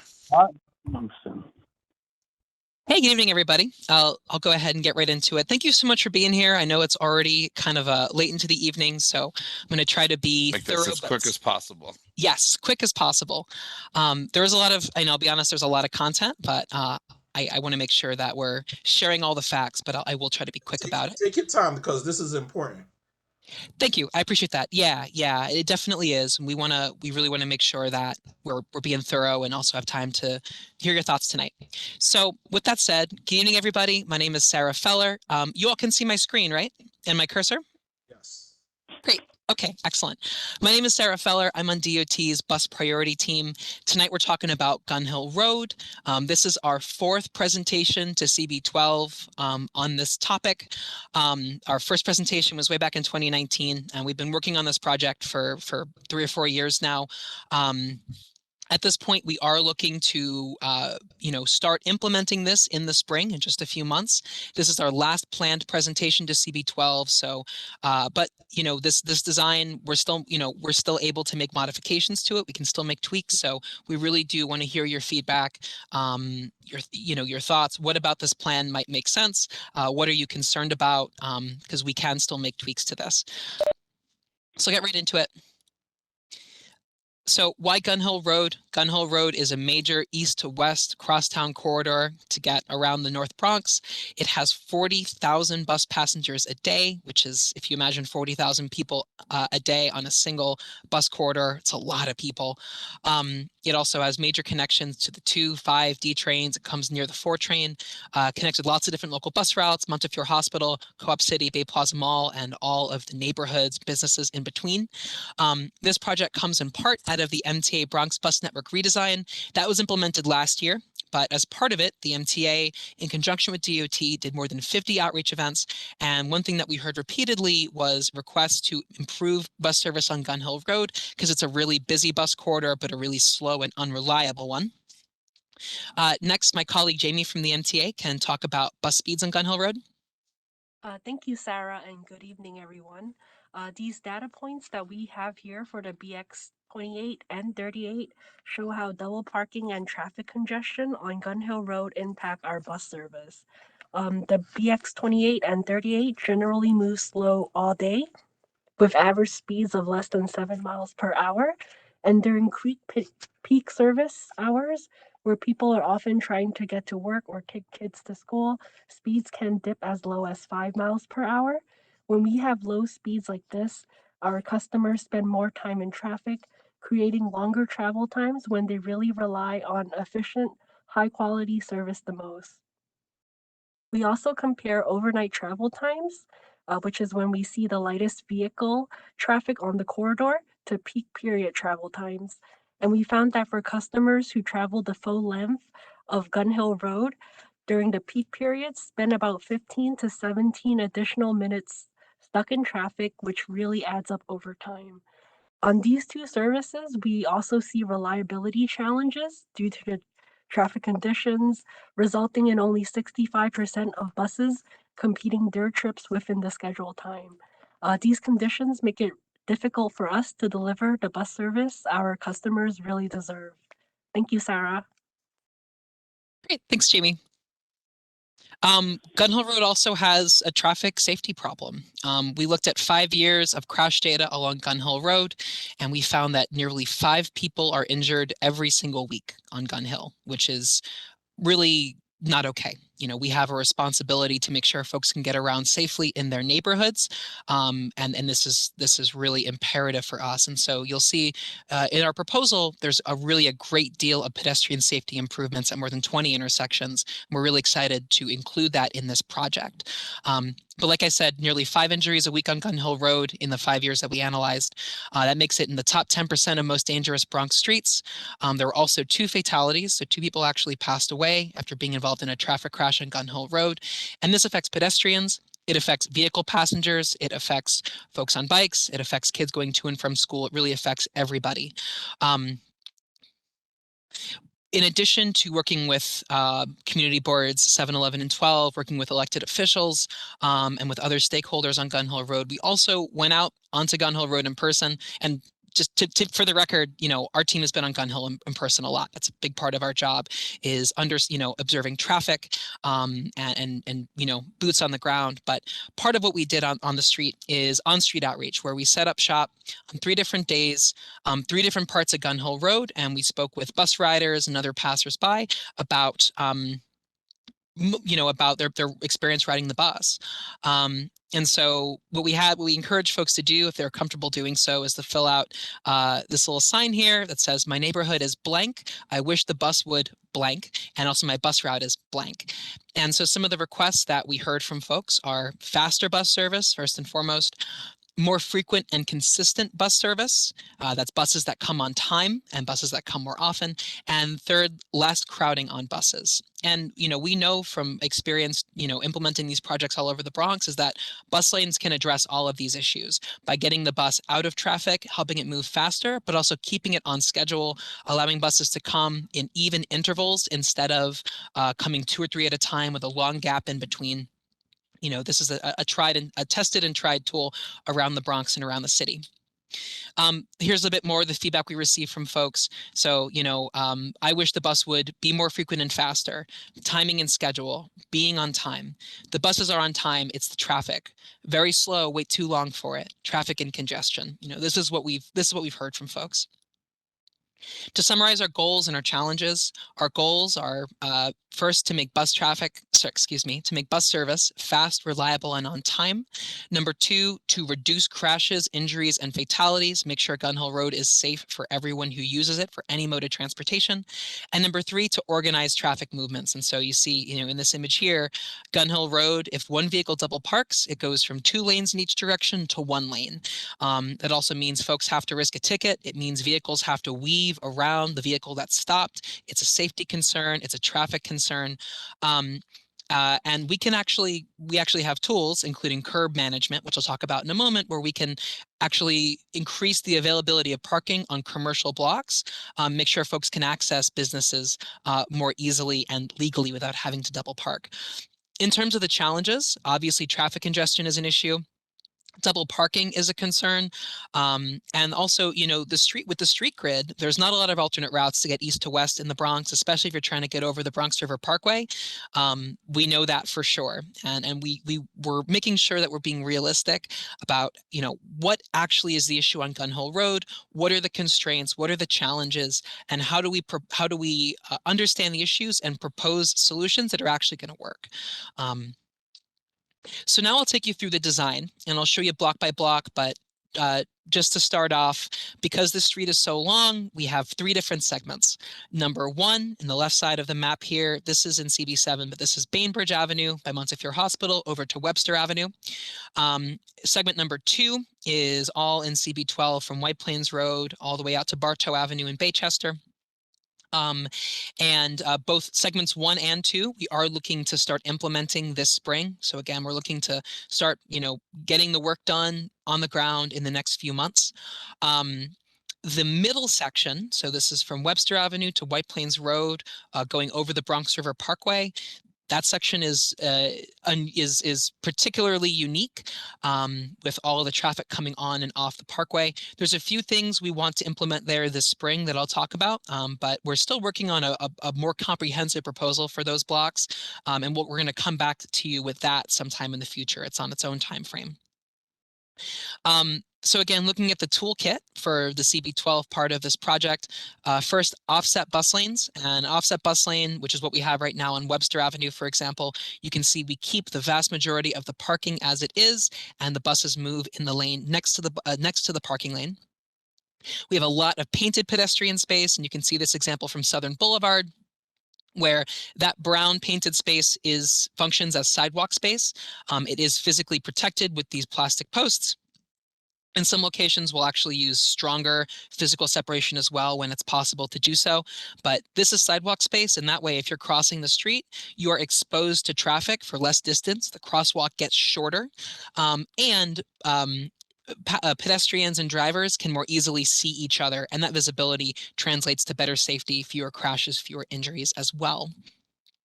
We also were able to add a couple of concrete pedestrian spaces that we're really excited to show you, as well as metered parking. And also, I see some questions in the chat, and we can definitely get to those questions after the presentation. And if there's anything in particular you want me to go back to, I can always go back to that afterwards as well. So now I'll show you the block by block. And so this begins at White Plains Road. So we'll start at White Plains and we'll go east from there, going towards Bartow Avenue. So here at the top left, if you can follow my cursor, so here's White Plains Road southbound lanes, White Plains Road northbound lanes, and right here, this is the elevated train, right? The first thing we're proposing is to relocate the eastbound bus stop. So right now, if you take the bus on Gun Hill Road going westbound, so going towards Webster Avenue, going towards the Bronx River Parkway, the bus stops here underneath the elevated train, right in front of the train station. But if you are going eastbound towards Bartow Avenue, the bus actually stops further away from the subway station after White Plains Road in front of the NYCHA Gun Hill houses. That means folks have to cross the street not once, but twice in order to get from the subway stop to that bus stop. That's especially concerning because this is it's an ADA accessible, wheelchair accessible subway station. And we want to make sure that folks who might have limited mobility are able to get to and from make this transfer quickly, safely, easily. And so and the reason why this bus stop is not already underneath the elevated train is because there's subway pillars that would make a bus stop here inaccessible. So we're proposing to widen that sidewalk by 4 feet or so. That makes the bus stop accessible, although the bus stop will be much wider than 4 feet. You have the full depth of the sidewalk. But this would make the bus stop accessible and again, shorten the walking distance for folks making that connection. Now, in terms of the bus lane, you can see that we'll look first eastbound, so from left to right, going from the Bronx River Parkway towards Bartow Avenue area. You can see here the bus lane in that direction begins just after White Plains Road. You can see how it kind of tapers in this kind of triangular area. Again, the bus lane is next to the parking lane, so it's parking lane, bus lane, and then the moving lane for other vehicles. The bus lane, we have a bus lane for most of the block here, but we actually cut the bus lane about 100 feet short before the intersection. And the reason for that is we know that folks want to make this left turn onto Holland Avenue. And so what this does, when we cut the bus lane short, we still have the bus lane for most of the block, but if you're waiting for a safe time to make a left turn onto Holland Avenue, through moving vehicles that just want to continue straight are able to maneuver around you while you wait to safely make that turn. Additionally, I talked earlier about painted curb extensions, pedestrian space. The first one of those is this small space here at the southeast corner of Gun Hill and Holland Avenue. And again, every single painted pedestrian space will be physically reinforced with a vertical element. We also have painted curb extensions here at Tilden Street / Mattie Harris Place. In particular, our initial proposal had just one painted curb extension here on the left. A CB12 member noted that there's limited visibility for pedestrians walking towards the train just because of the way that the street is angled. And the board member suggested that we added more pedestrian space here on the right side here, on the east side of that intersection. So we were able to do that. We were able to implement that suggestion. You can see that, again, in the bottom half of the screen here, the bus lane, again, is in that offset position.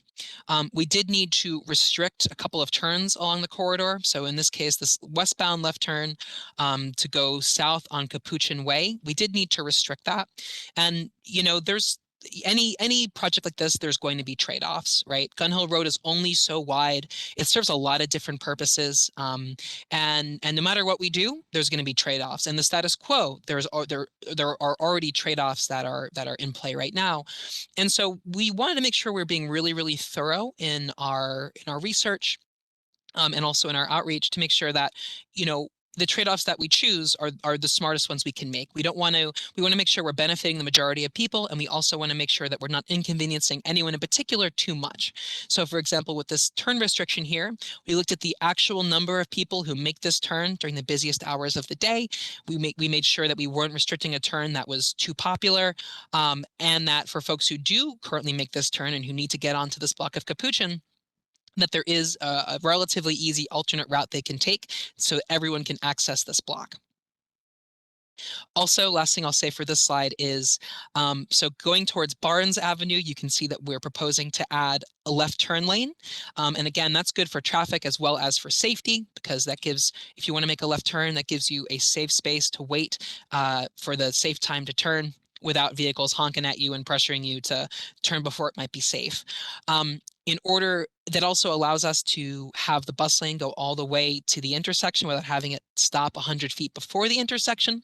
The trade-off is that the bus lane, the westbound bus lane here, to fit everything else in, it does shift to the curb for a couple 100 feet here. So right now there's already a bus stop here, but there are a few parking spaces that we would need to repurpose to create this transition space with the diagonal lines in the street. And again, that's a trade-off that we're definitely aware of and trying to do as smartly as we can. The next few blocks, this is Barnes Avenue, Bronxwood Avenue, Colden, Paulding, and Hone. That westbound bus lane going towards White Plains Road remains curbside for a block and change. So this full block between Bronxwood Avenue and Barnes Avenue, this would be a curbside bus lane. And that's in order to accommodate, left turn lanes onto Barnes and onto Bronxwood, especially we know there's a lot of vehicles that make this turn onto Bronxwood, so we have a long left turn lane there. let's see here. And then just after Bronxwood Avenue, there's another bus stop here. And then just before that bus stop, the bus lane goes back to the offset position. So there's parking on the rest of the block there.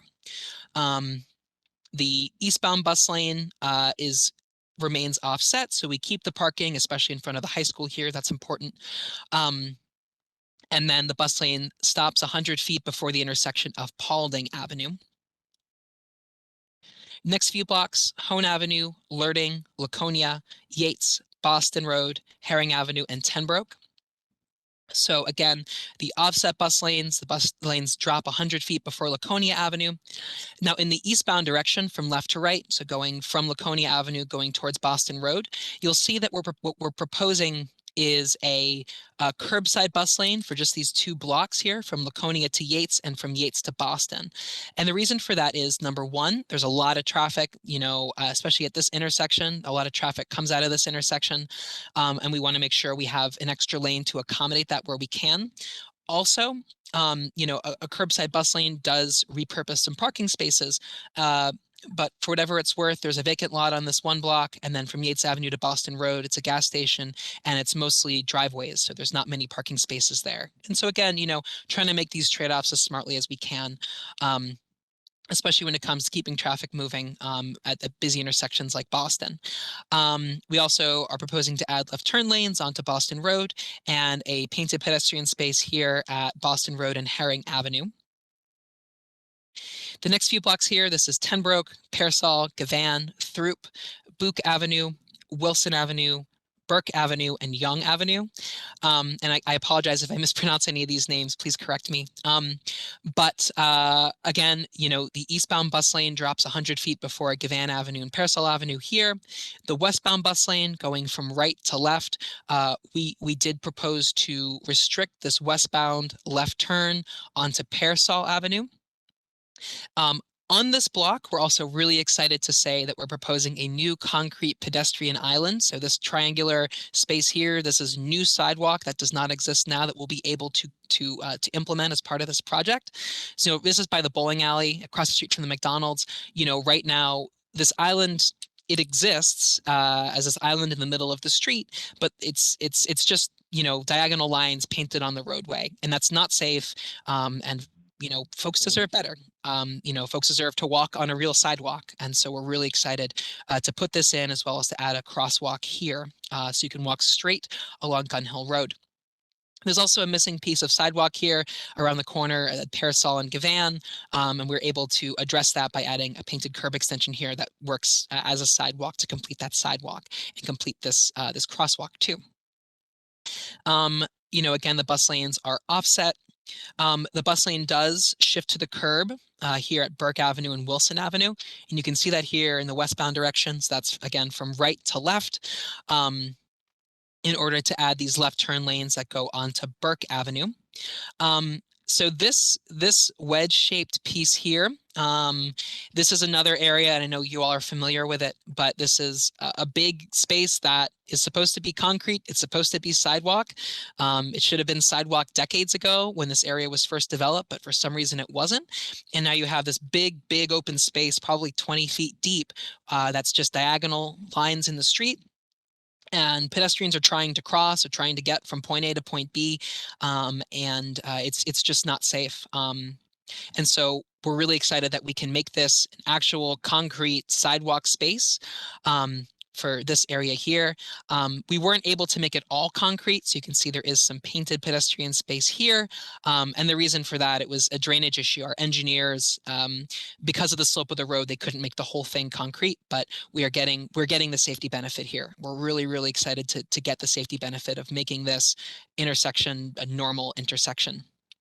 And the pedestrian space has the safety benefits as well. So we are really shortening this crossing distance for pedestrians and helping pedestrians and drivers see each other. There's also a slip lane here. Back in the day, folks would use this to make the right turn onto Burke. This was closed some number of years ago as a safety measure. It's already walled off with vertical posts. And we're proposing to just add paint to that to formalize it. The next few blocks here, this is Fish Avenue, Sexton Place, Seymour Avenue. The 5 train station on the Dyer Avenue line is right here, as well as DeWitt Place, Knapp Street, Fenton Avenue, and 80 Avenue. So again, you're seeing more of the painted pedestrian spaces. They're starting to get pretty big. This part in the corridor, you can see them here, Fish Avenue, Seymour Avenue, Knapp Street. And the reason for this is these are very wide angle turns. So you can imagine if you're driving in a car heading westbound towards White Plains Road from the right side of your screen to the left, if you want to make this right turn onto Fish Avenue, because it's such a wide, because it's such a wide angle turn, it's very easy to make that turn very fast. And pedestrians are exposed for a really long time. You know, this might be, 100 feet that pedestrians are in the crosswalk and not on a sidewalk. And so if we make this more like our standard cross-shaped or T-shaped intersection, folks can properly, it just makes it safer to cross, increases visibility. We are also able to add some parking along the side of this too, so there's a parking benefit on top of that. I think we're able to add parking on both sides, both the Gun Hill Road side and the Fish Avenue side, I believe. So same thing on Seymour Avenue. And again, the bus lanes here are in the offset position, so we are keeping the parking in this area. Again, Fenton Avenue, Knapp Street, another big pedestrian space. We are cutting the bus lane 100 feet short before Knapp Street and the DeWitt Place area. And then 80 Avenue here. This big pedestrian space already exists, but it's just diagonal lines in the street. We're going to physically protect that with the vertical separation and also paint it to make it more clear that it's pedestrian space. We're proposing to restrict the southbound right turn, which right now, very, very, very few vehicles make that turn because it's right next to East Chester Road. Next, let's look at O'Neill Place, East Chester Road, Arno Avenue, Mickle, Westervelt, and Kingsland.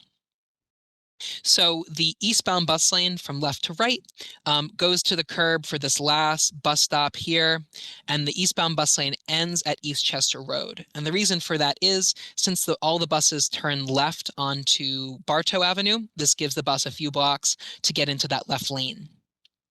We're proposing to add left turn lanes onto East Chester Road, as well as add a whole bunch of painted pedestrian spaces, again, to make it more of a standard 90-degree T-shaped intersection, and just to improve safety and visibility, as well as closing this right now, this right turn slip lane here from East Chester onto Gun Hill. And similarly here at Arno Avenue. The westbound bus lane, so the bus lane going from right to left, would begin all the way back at Bartow Avenue. And this is where the bus turns from Bartow onto Gun Hill. So as soon as that bus is on Gun Hill, it can start using and benefiting from the bus lane. We're also proposing a painted curb extension here. Again, just to protect pedestrians walking across Gun Hill Road here. Finally, just a couple more blocks left here. Bartow Avenue, Kingsland, Timon Avenue, Lodovick, Gunther, and Allerton Ave, and just more painted pedestrian spaces, especially this big one here at Gunther Avenue with the middle school across the street. We want to make sure that this street is as easy and as safe to cross as possible.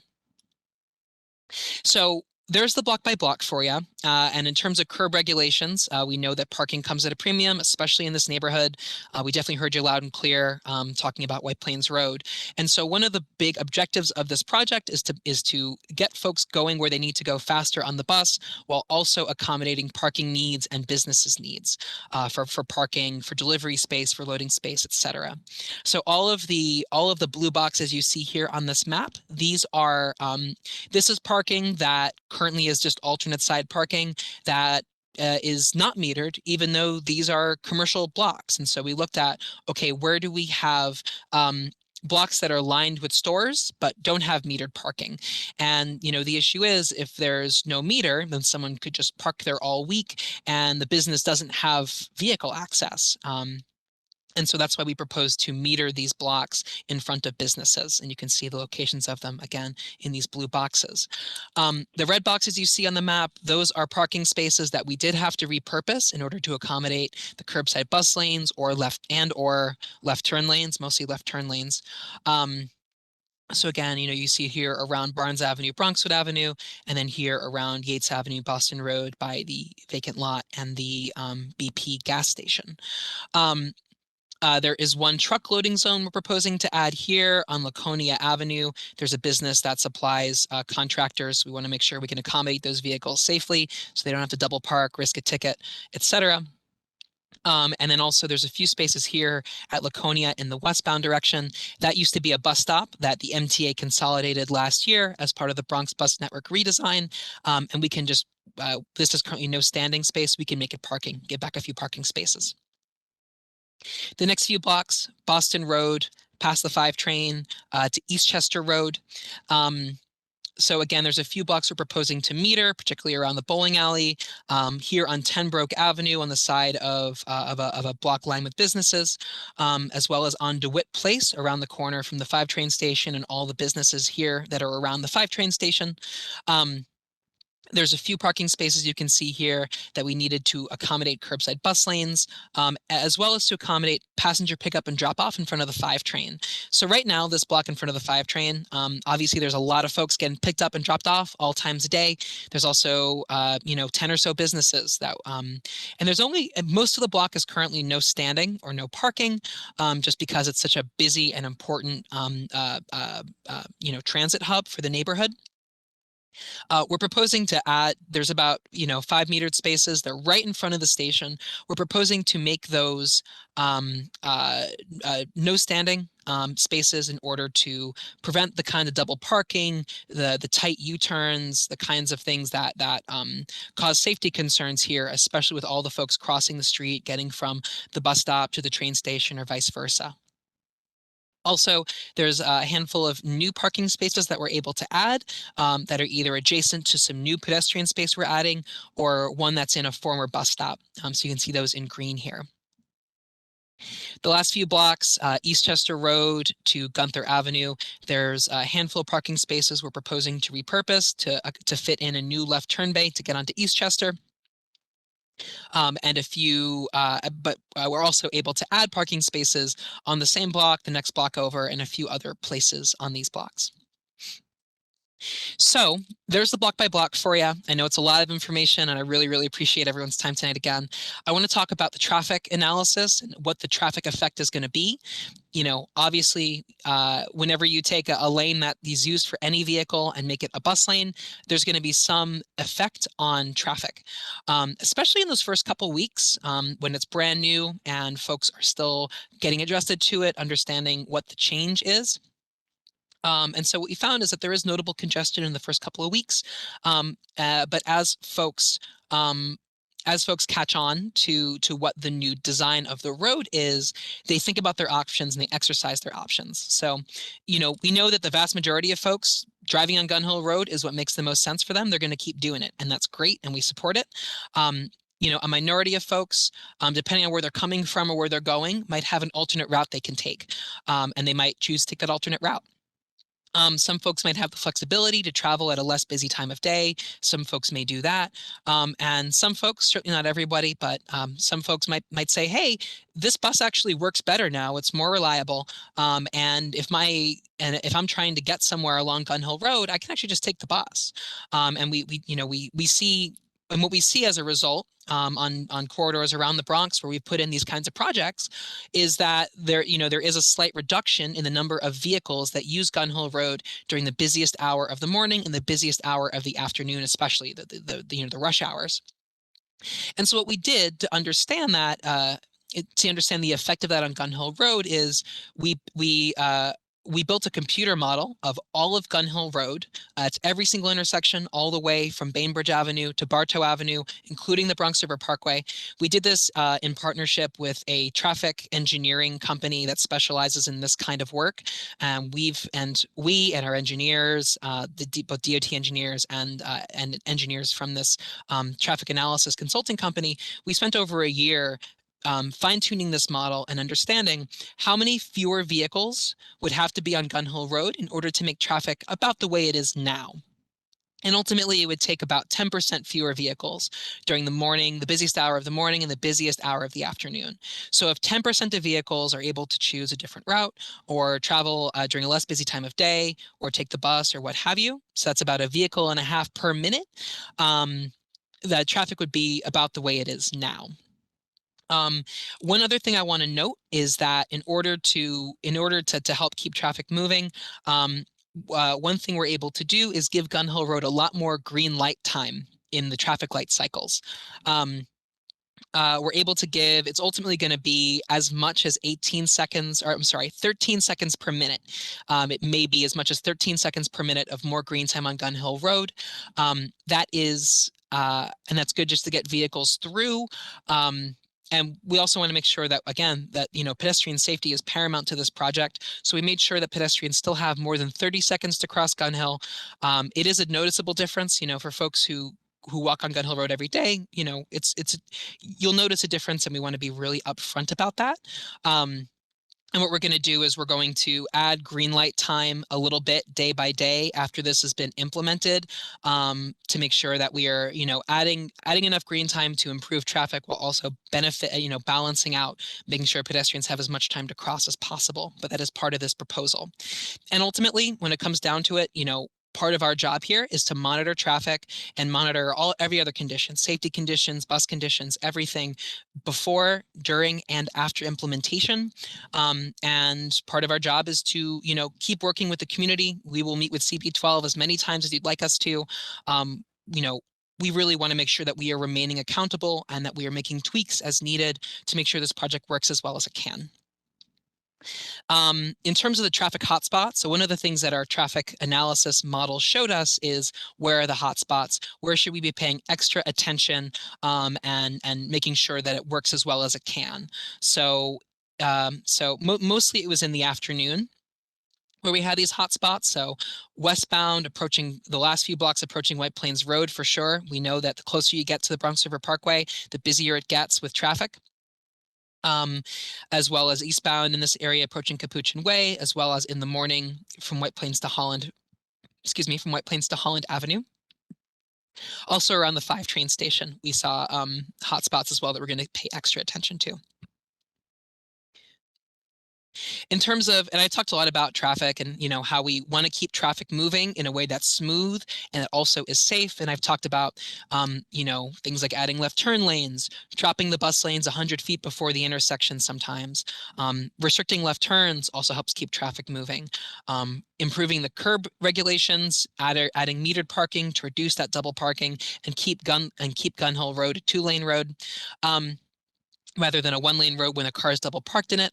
And one other thing that's really important and worth, noticing is that all of these bus lanes can be used by any vehicle at any time to make a right turn, to access a driveway, or to pick someone up or drop somebody off. So it's not just buses that use these lanes, vehicles use them as well. And that really helps keep traffic moving and makes the bus lanes a benefit to everyone. Also, emergency vehicles can use these buses at any time. That includes ambulances, FDNY, NYPD, and we're really excited, especially on this corridor that has a hospital on it. Any chance we have to potentially improve emergency response times, that's really important as well. Accessoride vans also, so Accessoride can use these lanes too. And then finally, the short segment around the Bronx River Parkway, around Webster Avenue, between Webster Avenue and White Plains Road specifically. There's a few things we're proposing to do in the spring as part of the rest of this project. And so that includes, you can see here in the westbound direction, going from the Bronx River Parkway to Webster Avenue, there's a bus lane that continues on the other side of Webster Avenue. We want to start this bus lane here between the Parkway and Webster in order to organize traffic and get the bus in the lane it needs to be in, and also get traffic in the lane that they need to be in, both for the left turns and the through moving vehicles and the right turning vehicles. Additionally, this is a more minute detail, but right now, if you are coming from White Plains Road or Points East and you want to head onto the Bronx River Parkway southbound, right now this left lane is, you can go left or through. We would propose to make it a left-only lane, again, just to organize traffic. And then finally, there's 2 painted pedestrian spaces we're proposing here at Olinville Avenue, as well as on the other side of this kind of loop here. This is by the mobile station, where there's this again, this long space where pedestrians are exposed to traffic. You have this big triangular pedestrian island that's there right now, but it's just diagonal painted lines on the street. We want to physically protect that with vertical protection. And we also want to close the slip lane. And so if you want to make this right turn from Olinville to go east on Gun Hill, you can still do that. You would just do it using the regular intersection, not using this very wide angle, high speed turn where there's pedestrians in the way. And like I said, for the rest of this corridor, we're not, we might propose additional improvements. We're still figuring that out. We're still doing the traffic model for that just because it's so unique with the parkway right there. And you will hear back from us on that. We're going to develop a proposal and come back to you and get your thoughts on it. So we're almost done here. The project timeline, as I mentioned, this project dates back to 2019. It's also based on the feedback we got during the MTA Bronx Bus Network redesign, at workshops like this one, at community board presentations where folks told us that the Gun Hill Road bus is really busy but really slow, and to make it better. We also did a merchant survey. We spoke with, we visited every business on Gun Hill Road, the whole corridor from Bainbridge Avenue to Bartow Avenue, in conjunction with the Jerome Gun Hill BID, Business Improvement District. At least the Business Improvement District joined us within their district, which is all west of Webster Avenue. But we visited every business and we asked them questions about, specifically about their parking and loading needs. And we have that survey data that we use to help develop this proposal. We spent a lot of time on Gun Hill Road in person. We've analyzed a lot of data as well to understand what the issues are. And like I said, this is our 4th time at Community Board 12. We've also been working with Community Boards 7 and 11 and with elected officials. We've also created a community advisory board where all the community board representatives, as well as elected officials, other neighborhood stakeholders, schools, Montefiore Hospital, et cetera, are all in one room to speak together and talk about this proposal and figure out how to make it the best it can be. We had 4 community advisory board meetings. The last one was last month. And as you can see, we're near the end of this process, looking to begin implementation in the spring. So there you have it. I know it's a lot of details, a lot of content, and I really, really appreciate everyone's patience. I know it's late, but we really want to hear your thoughts, your questions, your feedback, your concerns tonight. Thank you so much. John, can I have the floor, please? Yes, sir. Yeah, I have. I'm gonna make some comments and some questions. Number one, why aren't you starting out at Jerome Avenue instead of Bainbridge? That's Board 7. It's not on our board. Yeah, we started at Bainbridge, not Jerome, because most of the Gun Hill Road buses, specifically the 28 and 38 buses that go along all of Gun Hill, they make that left turn onto Bainbridge to serve the hospital and the D train and go further south into Norwood. So that's the bus route. That's why we started there. Okay, because the BX10 operates between Jerome and Bainbridge. Yeah, it definitely does, and we're definitely aware of that. That's just ultimately it was the Gun Hill Road routes that we were most focused on. We definitely are interested in looking at the rest of Gun Hill Road out to Jerome in the future, but this was just biting off a pretty big piece as it was for the corridor we did. I want to tell you, I didn't see your presentation because I'm on a phone. But I tell you, listening to you and knowing Gun Hill Road, you guys did a great job. I think you should be thanked for the job you did do. As always, there's going to be some tweaking. My major concern on Gun Hill is at Gun Hill and Boston Road. There's a food market on Gun Hill right by Boston Road, and cars are triple parked there all the time. So that's going to be a big issue. Definitely. Yeah, I know exactly what you're talking about, that food market there, and there's other stores, and that it's kind of like a little strip mall, and it has a few parking spaces, but not enough. We did add some metered parking around the corner from that, so that will hopefully make a little bit more parking available for folks going to those businesses. Okay, and one other thing I want to say, not to pat myself on the back, but it's, one of the persons that instituted the initial bus lanes with Sam Schwartz and Stu Shaw way back when. I don't know if you were born at that time, but the dual bus lanes from 42nd Street to 60th Street. And it was a great idea, but nothing worked till we had enforcement. Now, the bus lanes are not enforced. And I don't know, wasting your money putting in bus lanes unless there's enforcement involved. I can go up and down Webster Avenue and tell you where you have car washes, they're drying the cars in the bus lane. I mean, they shouldn't be drying the cars in the bus lane. It's a bus lane. That one poor guy that got killed about 2 weeks ago at 168th Street and Webster Avenue. I mean, the bus lane, you have an all-nighter on the BX41. So, I mean, this poor guy got killed because he was drying a car in the bus lane. The bus lanes have to be enforced when they're in effect, and they're not being enforced. In the beginning, they were enforced, and then it slacked off. I remember when we put the SBS in on Fordham Road, and I believe Rob Thompson, I was a part of that, I believe, Rob. Yes. Yeah, Carl, I'm hearing you. Okay, yeah. I want to give credit where credit is due, because myself, Ted Orris, I mean, we did the major work on that bus lane. And, it worked fine when we had enforcement, but when the enforcement disappeared, it's like the Wild West. The key to enforcing, to moving buses is enforcement of the bus lanes.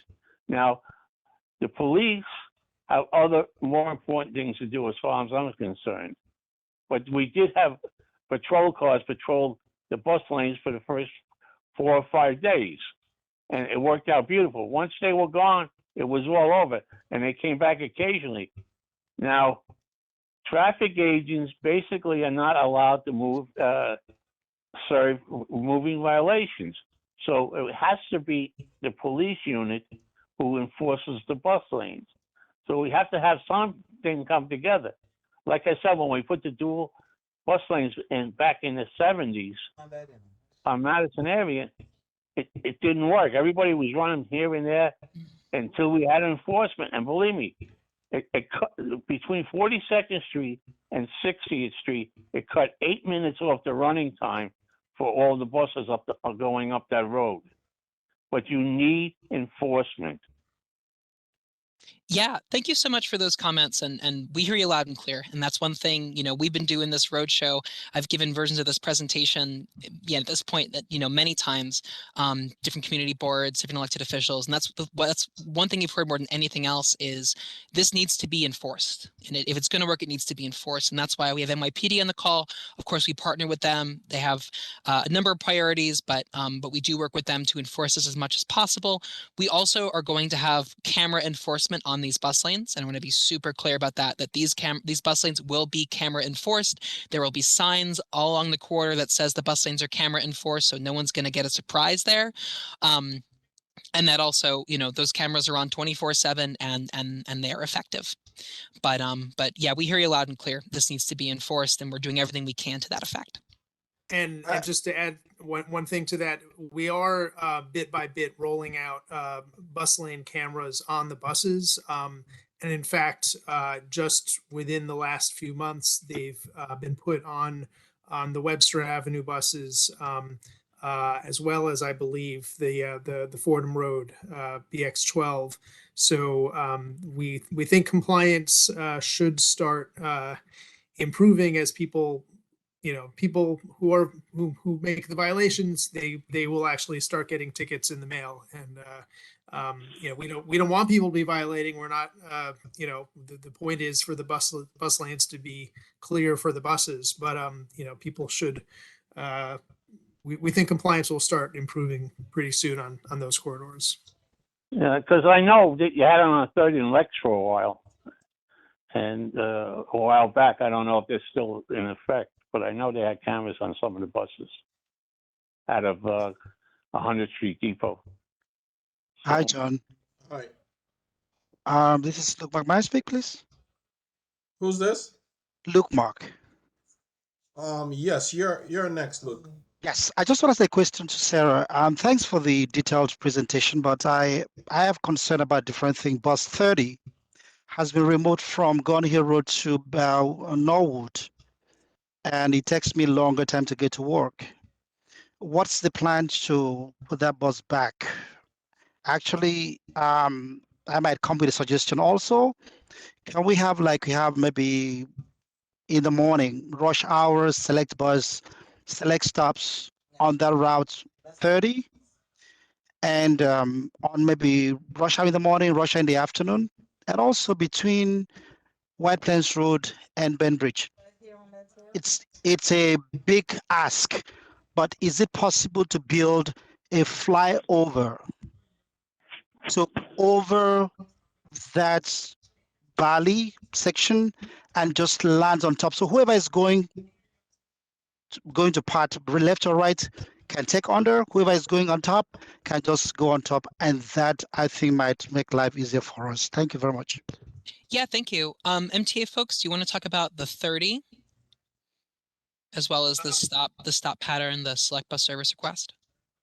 Yeah, the BX30 was rerouted to go down Boston Road to make basically a new MTA bus route on there, because we didn't have any service going down all the way down Boston. It does, because Boston is kind of like a diagonal going through the Bronx. If you're heading towards Manhattan, it might actually get you downtown faster, because it's connects you to the subway farther south in the Bronx. But we're continuing to monitor all the routes that were changed with the Bronx redesign last summer, and seeing how they're performing. We hear your comment tonight, and we're continuing to look at all the changes we've made. Yeah, Bob, we're very happy with the BX30. Should be back on Gun Hill where it belongs. We wrote a letter, Cole. Yeah, I know you did, but maybe you went to file 13. I'll also say thank you so much. And in terms of a flyover, I hear you loud and clear. I mean, that's something that going into the future, nothing is off the table. But it certainly was outside the scope of what we could do, with the budget and the time frame that we had for this project. All right, ready for the next question? Mr. Isaacs? Mr. Isaac, this is Ms. Granby. Yes, Ms. Granby. Hi, Ms. Sarah.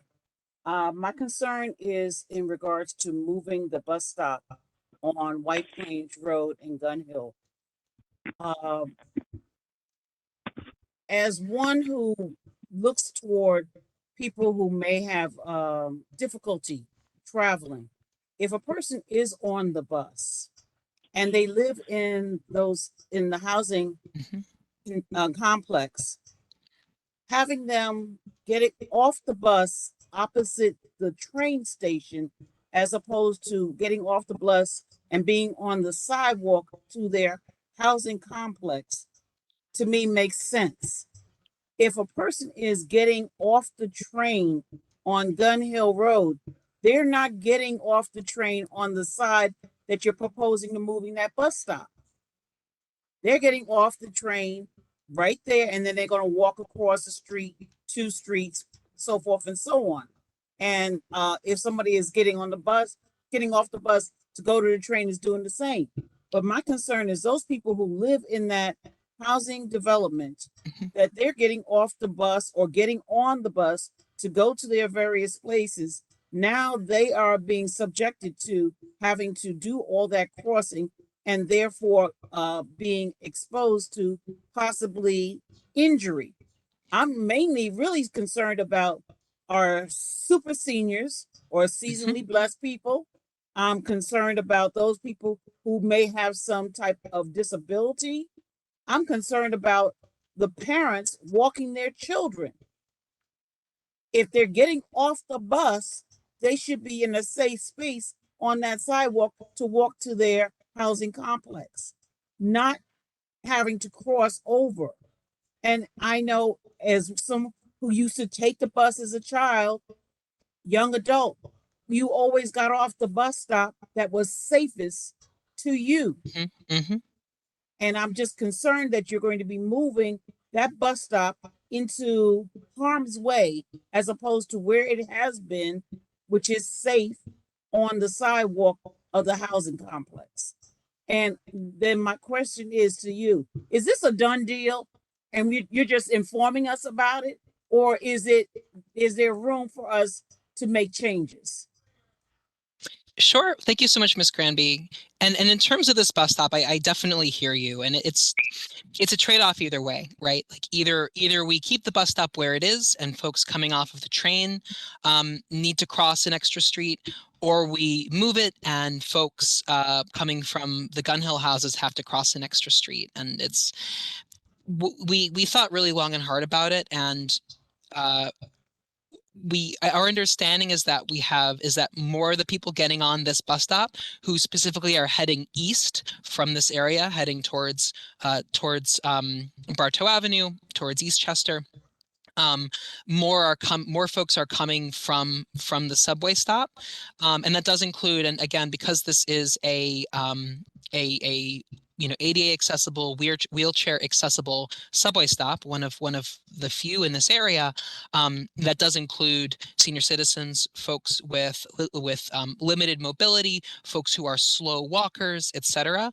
And so, as far as the trade-off goes, we did some research and we figured that it was the safer location was to move it underneath the elevated train, but we definitely hear you on the pros and cons of that.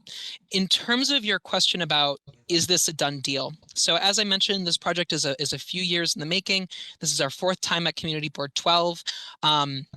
And our plan is to implement this in just a few months. However, we're not just informing. Tonight we are also collecting feedback, and more so in the realm of tweaks or modifications. We do still have time to do that, and that's why we're here, to inform as well as to get feedback.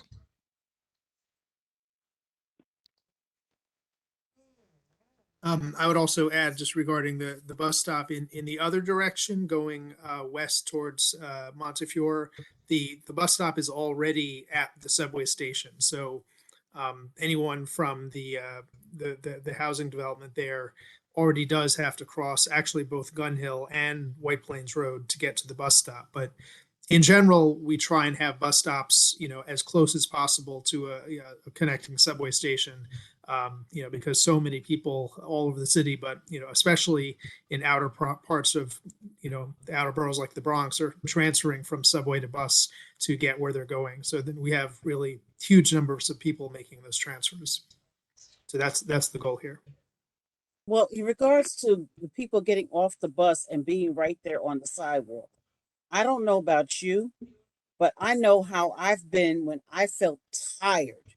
And just taking that deep breath, knowing that you're home, you kind of let your guard down because you're home. And now you're crossing the street to go, or now you're walking on the sidewalk to get to your residence. I'm not talking about the people who are going to work, zipping. I'm talking about the residents who are coming home. They should be coming home to a safe haven and getting off the bus and walking to the complex. I'm not talking about the people going to work. You're going to work. You're in a different mindset. You have a different guard up, and you're crossing the street to get into the train station. I'm talking about when people get home and they're looking at home. To have to cross another street to get home is not a good feel. It's not a good look. And I don't know about you, but White Plains Road, Gun Hill Road is a perfect training ground for the Indianapolis Speedway. So Even if you change the timing on the lights, it's still a playground for that. And my concern is by moving that bus stop a half a block to underneath the train, as opposed to being right there on the corner for those people to walk to get to their home, would be detrimental to our community. Yeah. Yeah, thank you so much for those thoughts. We'll give that another look, and again, it's a tough trade-off. We had a couple meetings about it. We want to make sure we're making the right decision. So we'll give it another look. And yeah, thank you so much for that. Hi, can I? John, can I say something? Yeah, hold on 1 second. We have a lady, Talia, Yes. who's on. Yeah, go ahead, Talia, and then Ted. Okay. Thank you so much for your presentation. That was great. So my name is Talia, and I'm a commuter and a resident that walks along Gun Hill Road to the Metro North every day. Taking the Metro North for me is the fastest way to get downtown Manhattan because the subway is just too slow. But my walk to the train is extremely chaotic with the traffic coming off the Bronx River Parkway, on and off lanes, unexpected cars driving through gas stations, and the slip lanes that wrap around them. I see the bus along Gun Hill Road go by, but it's often stuck in traffic, and for me, not a reliable way to get to the Metro North because it doesn't really conveniently stop by that train. If there were a bus lane that had stops that corresponded with the train stops, I would definitely take it. This would be a safer option for me as my walk to the train is filled with unexpected interactions with the cars and the trucks that drive by. So this would be a great alternative for me and the other pedestrians I see doing this commute every day. Thank you. Thank you, Ted. Yeah, thank you so much. Yes. Let me just reply really quickly and say, yeah, I hear you loud and clear. Doing that walk it's a really challenging one, and cars really do zip by, and that's why I pulled up this slide with these pedestrian spaces we're adding that should help a little bit. And we are looking at what we could do to improve bus connectivity over the parkway. Like I said, that's on its separate time frame because it's extra complex with the parkway ramps, but we definitely hear you loud and clear about the need there. Thank you. Thanks, Ted. Yes. I wanted to comment on what the speaker before just said about the moving the bus stop onto the basically across the street from the subway. With two buses, the 28 and the what's it, the 30 on Gun Hill Road. I don't think there's enough space under the tracks to accommodate two buses there. I think in support of what Ms. Granby was saying, where the bus station is now, you have more space. Usually there are two buses there. They come usually one behind the other. So that's a consideration that you probably need to look at. And then the second thing is, I posted some other comments in the chat. If you can take a look at them, it's on the Ted James or TJ. So I wouldn't take up any more time. Thank you. Thanks, Ted. Thank you so much. And I'll say quickly before we get off the call tonight, we'll go through anything in the chat. I haven't had a chance to see them yet, but I make sure I will. And yeah, like I said, we'll look at this bus stop location. Yeah, thank you so much. All right, so Ted's done. Luke? John, may I say one more thing? Yeah, and then afterwards, Luke. Okay.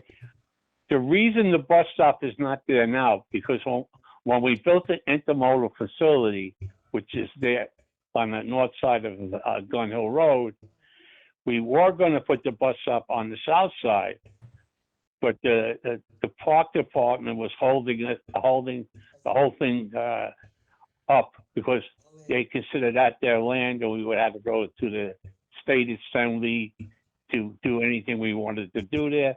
So we chose to keep it where it was in front of Gun Hill houses. But that was the original part of the plan for the intermodal facility that was built on Gun Hill Road for the 2 and 5. Great, thank you. And it's 90 feet long, so it can handle 2 40-foot buses. That's what I was going to say. Thank you for reminding me. Yeah, exactly. That is long enough to fit 2 buses. We did check that. All right, Luke, and then Q. Hey, thanks so much. So I'm really glad to see this presentation. You know, this represents a huge investment in this community. This is a priority community per the streets plan that was required to be implemented here. So it's going to be a big benefit for those 40,000 people per day that are using this corridor with buses that sometimes you can walk faster than. I wanted to, if we can go back to the slide on Allenville, right next to that mobile gas station. Um, so I go through this corridor pretty often, and it's really challenging because I don't know if there's an agreement that Mobile has with a nearby auto vendor, but cars are constantly parking on the sidewalk, jutting out from the gas station, and yeah, and they're parking everywhere, and it's unpredictable to see them, like the caller was saying earlier. And I really want to make sure that when it says painted pedestrian space, that the city is going to do more than just paint, because this is how people get to the Metro North. The Metro North offers the fastest commute to Manhattan, and the Metro North is surrounded by highway and a lot of these gas stations. So anything we can do to not just the plastic barriers, but we need as strong as you can get, because the gas station is likely going to start parking their cars in this space if they can. Otherwise, I kind of want to reflect about the history of this corridor and how transit here, we used to actually have better transit. Some people may remember that, and I don't, I wasn't here, but in the 1970s, we actually had a elevated Third Avenue train that went up Webster Avenue. It cut across Williams Bridge on Gun Hill Road, and it lined up underneath the 2 train. That's why our 2 train elevated station is so vertically high off the ground. It used to have another train. So this project in improving our access to not only the Metro North, but to Webster Avenue and the buses there, where the Third Avenue elevated train used to be. This is about righting the wrongs that have happened in the past, and bringing access to other parts of the Bronx, other parts of the city, and other parts upstate. So thank you so much for this. This is going to be a huge improvement for everybody that uses this corridor.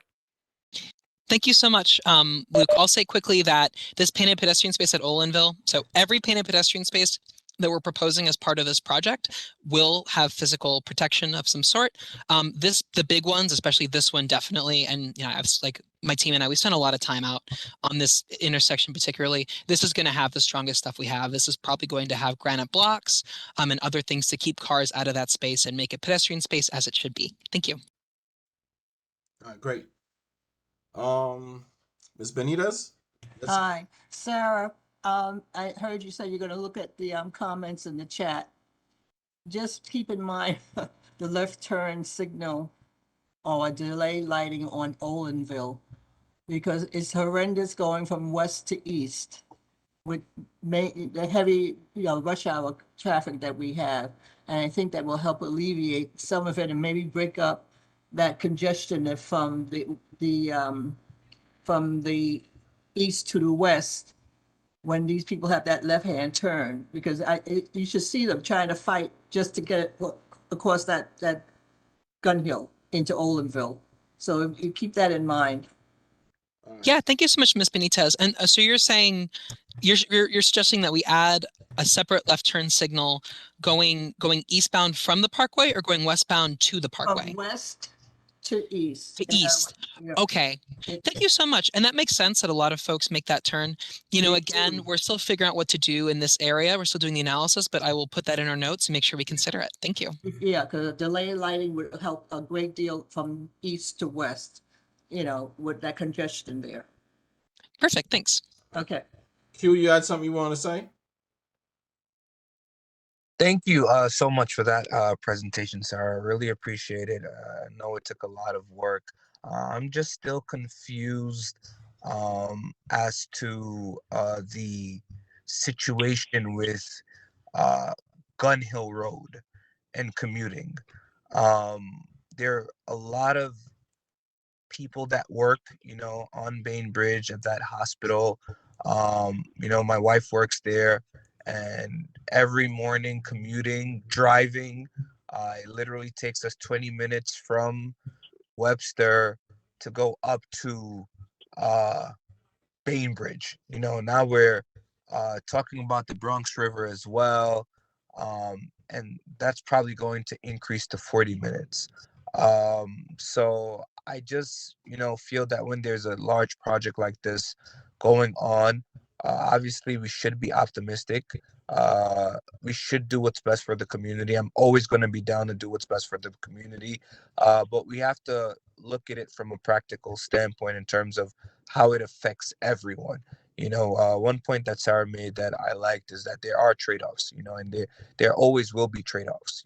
As a person who lived in this community board in this district and took the 30 bus or 28 bus to Truman High School every single day, I mean, I planned accordingly.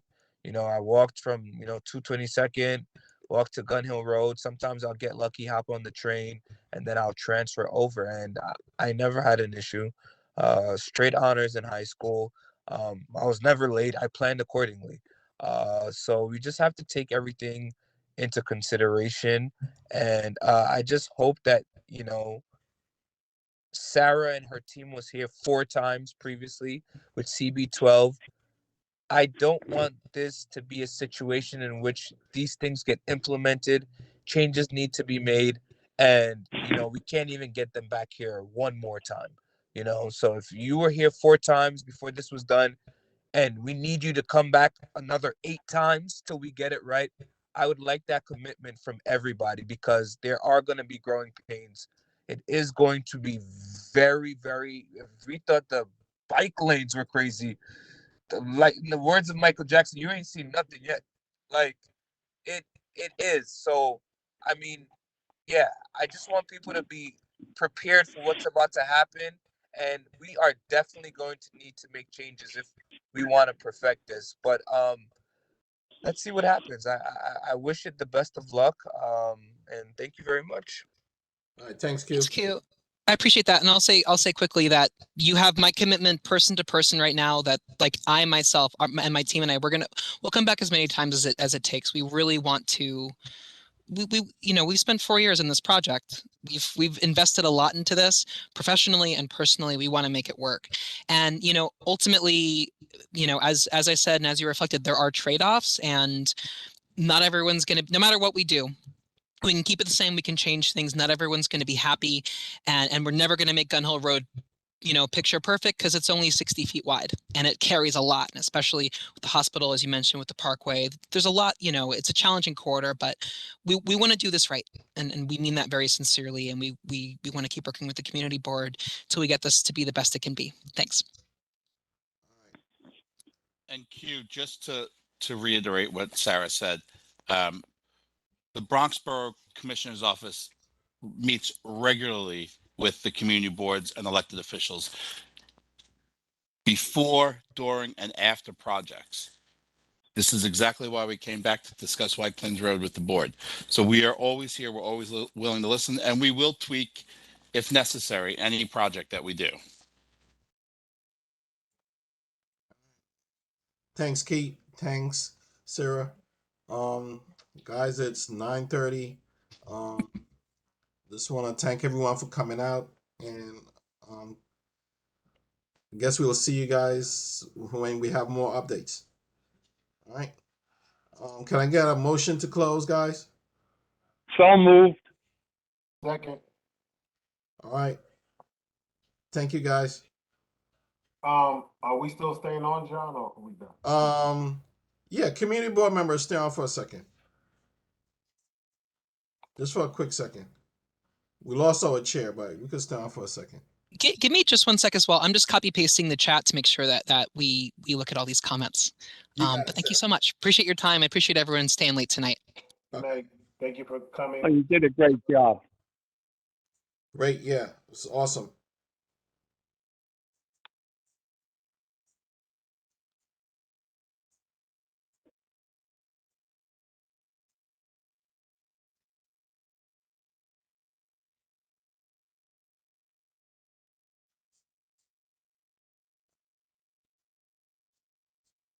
I'm afraid we lost the chair.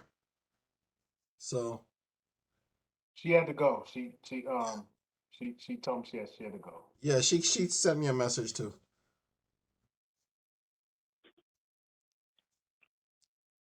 John, it was a good meeting. Yeah, it's been tough, man. It's tough. Got it all. Thanks again. Take care. You know, Okay, have a good night. Thank you. as more people come, it's gonna get tougher. You got 23 people. Are these all your board members? No, they're not. No, but you know, Alfredo wanted to meet Yeah, with us. no, but I'm just asking the question. We still have non-board members on. If you're not, you know, the meeting has to be open, but if you're not a board member, you should, you know, just enjoy the rest of your evening. Daybreak, Lillian Ellis is independent services. She's not a board member. Andrew Campbell. Can we stop recording if we have I'm gonna stop recording. Okay, thank you. I can leave at this point. My name is Andrew Lillian? Campbell. Good evening.